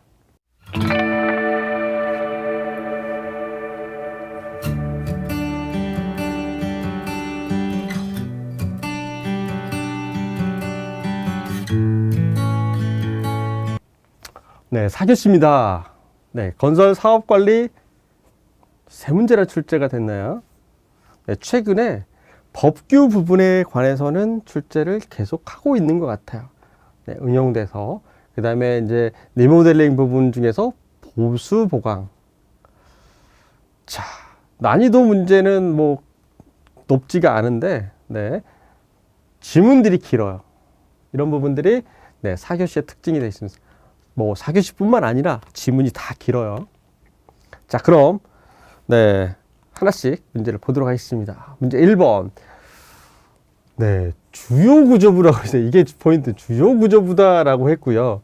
네, 계획시 고려할 사항에서 그러면은 주요 구조부에서는 품질 확보를 어떻게 해야 되냐, 이 포인트인데, 보수 재료의 요구 조건, 얘를 설명을 해줘야 품질 확보가 있어요. 이거 안 하면 네, 그래서 여러분들 기술 지침하고 그 다음에 일반 기술사 교재에 나와 있는 네, 표충주, 강강피치탄 뭐 이런 것들 공법 종류들 중에서 뭐냐, 요구 조건, 보수 재료의 요구 조건, 얘를 언급 안 하면 품질 확보에 없다. 포인트가 이거 있어요. 그래서 암기법을 해가지고 썼는데요, 이거 학원에서 해달라고 썼는데 점수 못 받아요. 예. 요구 조건 얘를 적어줘야 되기 때문에. 자, 그 다음에 보수 재료 마찬가지로 선정시 고려할 사항을 적어줘야 품질 확보 방안이다. 자, 이 부분은 어디에가 나와 있냐면요, 네, 신기술 신공법이라는 교재가 있어요. 거기에 너무도 자세히 나와 있습니다. 그래서 제가 그거 보고 설명을 네, 모의고사 때나 자주 하죠. 이 부분들이 언급이 되어야 된다. 공법 종류는 당연한 거고요. 그래서 그 요구 성능이 뭐냐 이거예요. 이거 최적 변화, 열 팽창 개수, 탄성 개수, 투수성, 전도성. 항상 잊지 말고 뭔가 하자가 나고 품질이 났다. 품질. 그러면 요구 성능을 적어줘야 돼요. 여러분들 커튼홀 요구 성능 나오잖아요. 항상 요구 성능을 적어야 점수를 주잖아요. 네. 풍수기차 단층에서 안내한다. 방수공사 항상 요구 성능 나와야 점수 나와요. 마찬가지입니다. 품질 확보 나오면 요구 성능이다. 자, 그 다음에 넘어가겠습니다. 아파트, 이거는 뭐 내부 리모델링이기 때문에 리모델링 네, 현장을 사례로 해서 네, 가져야 되겠죠. 리모델링 기준에 아시죠? 증축 기준, 네, 15층을 기준으로 3개층, 2개층 기준을 적어야 되겠고, 주요 구조부기 때문에 보강을 해놓고 가야 될 부분들, 보수를 가야 될 부분들 언급을 당연히 해야 되겠죠. 그 다음에 보수, 보강 프로세스 당연히 언급을 해야 되겠고, 포인트는 네, 요구 조건으로 접근한다. 이게 품질 확보 방안의 포인트가 되겠고요. 탄소 섬유 시트 보강 언급을 꼭 해줘야 돼요. 이 아파트 리모델링 지금 분당에서 정자동 하고 있는데, 이 단변 증대시키고 뭐 강판 보강하고 이런 것들 가지고 리모델링이 과연 된다고 봐요? 2,600밖에 안 되는 층고 예전 아파트 다운로드 시켜서 시스템 에어컨 들어가고 작업을 다시 해야 되는데 너무 층고가 낮아지는데, 가뜩이나 낮아지는데, 그러면 듣게 증감이 없는 탄소 섬유 시트 보강을 가지고 언급을 많이 해줘야 되겠고요. 그 다음에 지금은 이제 예전 구조와 평면이 다르기 때문에 해체를 해야 돼요. 일부 구조적인 벽체를 해체를 해야 되는데 구조적인 벽체가 아니라 벽돌 쌓아 놓은 거 이야기하는 거예요. 그 부분에 대한 추가적인 보강 조치 이런 것들 언급이 점수 당락의 차이가 될 수가 있을 것 같습니다. 아파트 세대 내부 이거 아주 현장 분들한테 특히 아파트 현장에 계신 분들은 아주 쉽게 접근을 할 수가 있겠죠. 먼저 샵드로잉 작성을 합니다. 자, 그 다음에 먹매김을 하는데 이 운반은 어떨 때 운반할 수 있을까요? 이걸 알아야 돼요. 콘크리트를 타설하고 나면 거푸집이 존치되어 있죠. 거푸집을 해체를 하면 누가 들어와요? 청소를 하는 아주머니들이 청소를 하시는 분들이 청소를 하죠. 청소를 합니다. 자, 그러면 두 번째 또 누가 들어가냐? 하슬이, 할석공이 가서 그냥 전부 면 처리를 해요. 그럼 뭐 어떻게 돼요? 또 청소를 합니다. 그러면 수지미장팀이 가느냐? 아니면 견출하는 곳, 견출을 거의 안 하는 곳이 많죠? 수지미장팀 또 견출미장팀, 수지미장은 좀 투입 시간 늦어요. 그럼 누가 들어갈까요? 먹매김이 먼저 들어가야 돼요. 먹매김. 그 다음에 청소가 다 끝나야 운반을 해 놓습니다. 자, 그럼 여기서 차이가 뭐가 있냐면 창호를 먼저 시공할 것이냐, 벽돌을 먼저 시공할 것이냐, 이 차이예요. 이게 지금 현장마다 달라지는 부분이 있어요. 마감성 때문에 그렇습니다. 그 부분, 그 다음에 청소, 품질 점검까지인데, 자, 어떤 상세도가 나와야 점수를 받을 수 있을까요? 화장실 같은 경우는 옆세워 쌓기, 홈벽돌, 그 다음에 변기, 세면기 주위에 전다이 부분들, 이런 부분들 하고 ADPD 부분들 언급이 돼야 되겠죠. 요즘은 벽돌이 거의 없어요. 그래서 벽돌 부분에 관해서는 지금 이번 문제는 뭐냐면 시공 순서 이 프로세스를 가지고 접근을 한다. 품질 관리 방안 같은 경우는 시공 기준 나와 있는 거, 재료, 벽돌의 강도 흡수율 언급, 그 다음에 앵커의 재질 언급, 나머지는 쌓기 기준 그대로 작성을 하시면 큰 문제가 없어요. 그리고 추가적으로 인방제도 들어가야 되겠고, 그죠? 상부 마감도 당연히 나와야 되겠고, 그리고 우리 나중 쌓기, 들여 쌓기 이야기를 했었고, 층간 들여 쌓기, 그 다음에 대림벽 쌓기, 내부에는 부축벽은 없어요. 이런 것들을 언급을 좀 해야 되겠습니다. 벌써 한 16년 전 제가 마지막에 본사에 있을 때, 캐드로 현장 적용되어 있는 마감성 분석을 하고 각각 적용되는 부위에 대한 기준들을 도면화시켜서 작업해서 현장 관리를 했던 도면을 그대로 가져왔습니다. 지금 평수는 48평이네요. 그때 당시에 1억 3천이었는데 지금 한 7억 정도 한다고 하더라고요. 상당히 오랜 기간 동안은 많이 안 올랐네요. 그죠? 자, 보겠습니다. 그 중에서 조적이 들어가는 부분이 얼마 안 돼요. 잘 보시면 여기 ADPD 하나 있죠. 여기 마주보는 곳, 그 다음에 이제 중간 세대에, 여기가 들어가고요. 과거에는 중간 칸막이 여기 날개벽들이 다 있었는데 요즘은 확장이 되면서 이런 것들이 다 사라졌어요. 그래서 벽돌이 들어가는 부분이 실질적으로 별로 없다. 그러면 칸막이 벽죠. 요 칸막이도 벽돌로 하단을 쌓고 넘어가야 되니까 세대 칸막이 같은 경우는 경량 칸막이를 하든지 요즘도 벽돌로 안 하고 ALC로 시공하고 칸막이 가는 경우가 있기 때문에 조적공사 내부 벽체 같은 경우는 포인트가 뭘까요? 화장실 부분에서 층상 배관에 관한 거 쌓는 내용도 언급을 할 수도 있겠고요. 그 다음에 ADPD 들어가는 부분들, 특히 세면대 부위, 그 다음에 관급공사가 하게 되면 우리 엽새엽 쌓기를 하는 곳이 있고 혼벽돌 쌓기가 있어요. 그 부분들 좀 언급을 해주신 게 좋겠고, 문툴주의는 당연히 기본이겠죠. 지금은 이제 확장 형태로 이제 제가 도면을 쳐놓은 건데요. 지금 이 하단부 이런 주요 부위가 아닌 걸로 가지고 특화를 한다. 점수 못 받아요. 그러니까 그러면 아파트에서 주요 부위는 어떤 거냐? 문틀하고 접합이 되는 부위가 주요 부위가 돼요.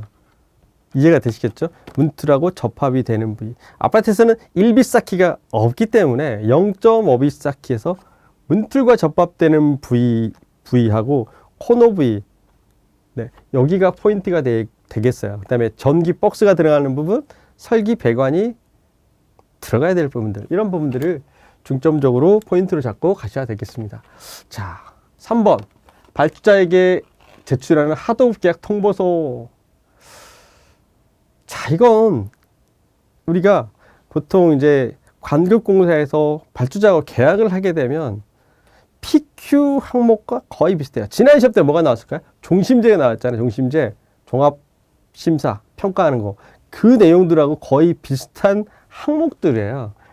포인트는 계약 관련과 착공 관련을 언급을 해야 됩니다. 그래서 시공 부분도 있겠지만 여러분들 현장 공무, 본사 공무 해보신 분들이 확실히 기술자 시험 보는데 조금 더 유리한 것 같아요. 자, 실제, 네, 이거 좀 지웠어요. 지워야 될 것 같아서. 네, 이게 지금 이제 하도급 변경, 하도급 계약 통지서. 네, 그럼 서류가 뭐가 있냐? 크게 두 가지가 있습니다. 계약 관련과 착공 관련이다. 그 중에서 노란색으로 칠한 부분이, 네, 가장 중요한 부분이 되겠습니다. 물론 나머지 부분도 다 해야 되겠지만. 자, 4번 문제는, 네, 내용이 바뀐 부분에서 출제를, 네, 했습니다. 그 중에서 기술인 배치 기준이 바뀐 거는 지금 4년 됐어요. 16년도 이후에 바뀌었고, 한 번 더 18년도에 또 개정이 되고, 다시 20년 3월 달에 이번에 개정이 된 부분인데, 어느 부분이냐? 자, 일단 품질관리 계획 대상, 이거 뭐 암기해서 써야 됩니다. 자, 그 다음에 20년 3월 18일 날 어디 부분이, 예전엔 기술자다라고 했어요. 기술자. 기술자라고 하면 우리는 네, 기술사, 기술인 이런 식으로 가는데, 문화재 같은 경우는 보수 기술자라고 해요. 왜냐하면 자라고 들으면 왠지 기분이 나쁘요. 저자가 있잖아요. 인 하게 되면 약간 느낌이 다르죠. 그래서 인으로 전부 바뀌었더라고요. 바뀌고, 그 다음에 이제 법 조항 부분이, 네, 추가로 이렇게 되어 있고, 이제 변화된 부분이, 이 부분이, 네, 문구가 변경이 됐어요. 그래서 출제를, 네, 하신 것 같아요. 그리고 이제 주요 내용입니다. 이게 주요 내용 중에서 이게 품질관리자의 업무를 아예 명확하게 했어요. 6가지 딱 그대로, 더도 말고 덜도 말고 딱 6가지 이거 그대로 작성을 하라는 거죠. 품질 점검에 관한 내용. 뭐 이대로 안 적으면 점수를 안 주겠다는데 어떻게 해, 그죠? 자, 그 다음에 관관말뚝 중에서, 네, 두부 파손이 되는 부분이죠. 파손이 되는 부분들, 지난번에 이제 그냥 보편적인 PHC 말뚝 응용을 해서, 네, 중요한 건 뭐 어차피 장비, 그 다음에 관관 말뚝, 그 다음에 시공 기준, 그 다음에 집안, 이렇게 해서 구분을 이렇게 하시면 돼요. 기술 지침에 남아 있는 부분에, 네, 상세도 당연히 그려야 되겠죠. 보강하는 부분들. 이런 부분들은 지침 강의를 한 파트에서 한 번씩 언급을 하고 가기 때문에. 그리고 이제 지난 시험 때 나왔던 두부 파손에서도 얘를 언급을 안 할 수가 없어요. 왜냐하면 기성 콘크리트 파일이기 때문에 강관 파일도 들어가는 부분입니다. 그래서 이것도 크게 어렵지 않게 작성을 하셨을 것 같고요.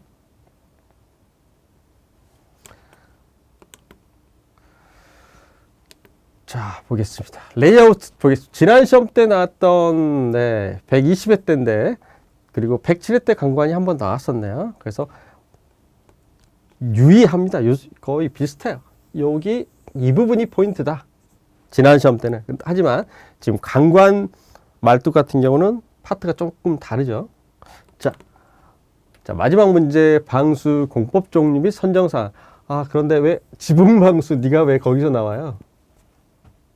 그냥 방수공법 종류 성정시 고려할 사항만 가면 최저공법 선정 프로세스 가면 끝나는데, 이번 시험은 항상 네가 왜 거기서 나와가 항상 거기서 나와 추가를 더 하네요. 뭔가 하나를 더 고민을 하게끔 만듭니다. 그래서 레이아웃 잡기가 이번 시험 너무도 어려웠어요. 그래서 이번 시험은 분량 많이 쓰신 분은 무조건 합격할 것 같아요. 그냥 제 생각이에요. 분량 많으신 분들 합격할 확률이 조금 높아진다. 물론 밀도가 있어야 돼, 밀도. 네, 이건 뭐 굳이 설명할 필요가 없겠죠. 부위별로 접근한다. 자, 그러면 합격 전략을 한번 보고 마무리를 하도록 하겠습니다.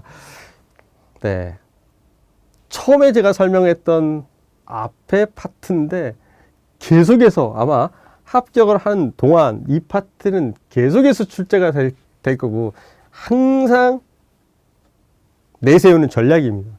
이 부분 꼭 점검을 해주시면 좋겠습니다. 자, 아까 첫 번째 했던 내용 그대로죠. 특히 이 총평들은 계속해서 봐주시는 게 좋겠습니다. 지겹도록 봐주시면 좋을 것 같고요. 그 다음에 기준들이 다시 또 나온다. 그리고 이번 시험은 113회, 118회, 120회, 122회 때 들어가신 분들 또 들어가신 것 같아요. 그리고 문제를 너무도 조합을 잘 시켰어요. 논술의 용화, 용어의 논술화, 이런 식으로 조합을 잘 시켰습니다. 그걸 한번 스스로 분석을 좀 해주셨으면 좋겠습니다. 자, 오늘 123회 총평 여기서 마무리를 할 텐데요. 조금 늦게 갈 수도 있습니다. 조금 빨리 갈 수도 있고요. 상황에 따라, 조건에 따라 사람마다 다 다를 수 있습니다. 그래서 너무 내가 공부하는데 좀 안 된다, 너무 고민하지 마시고 포기하지 않으면 언젠가 합격을 하는 시험입니다. 그리고 꼭 잘 안 될 때는 대화를 하시고 고민 상담을 하세요. 좀 더 간절해지면 기술사가 곧 여러분들에게 다가올 것입니다.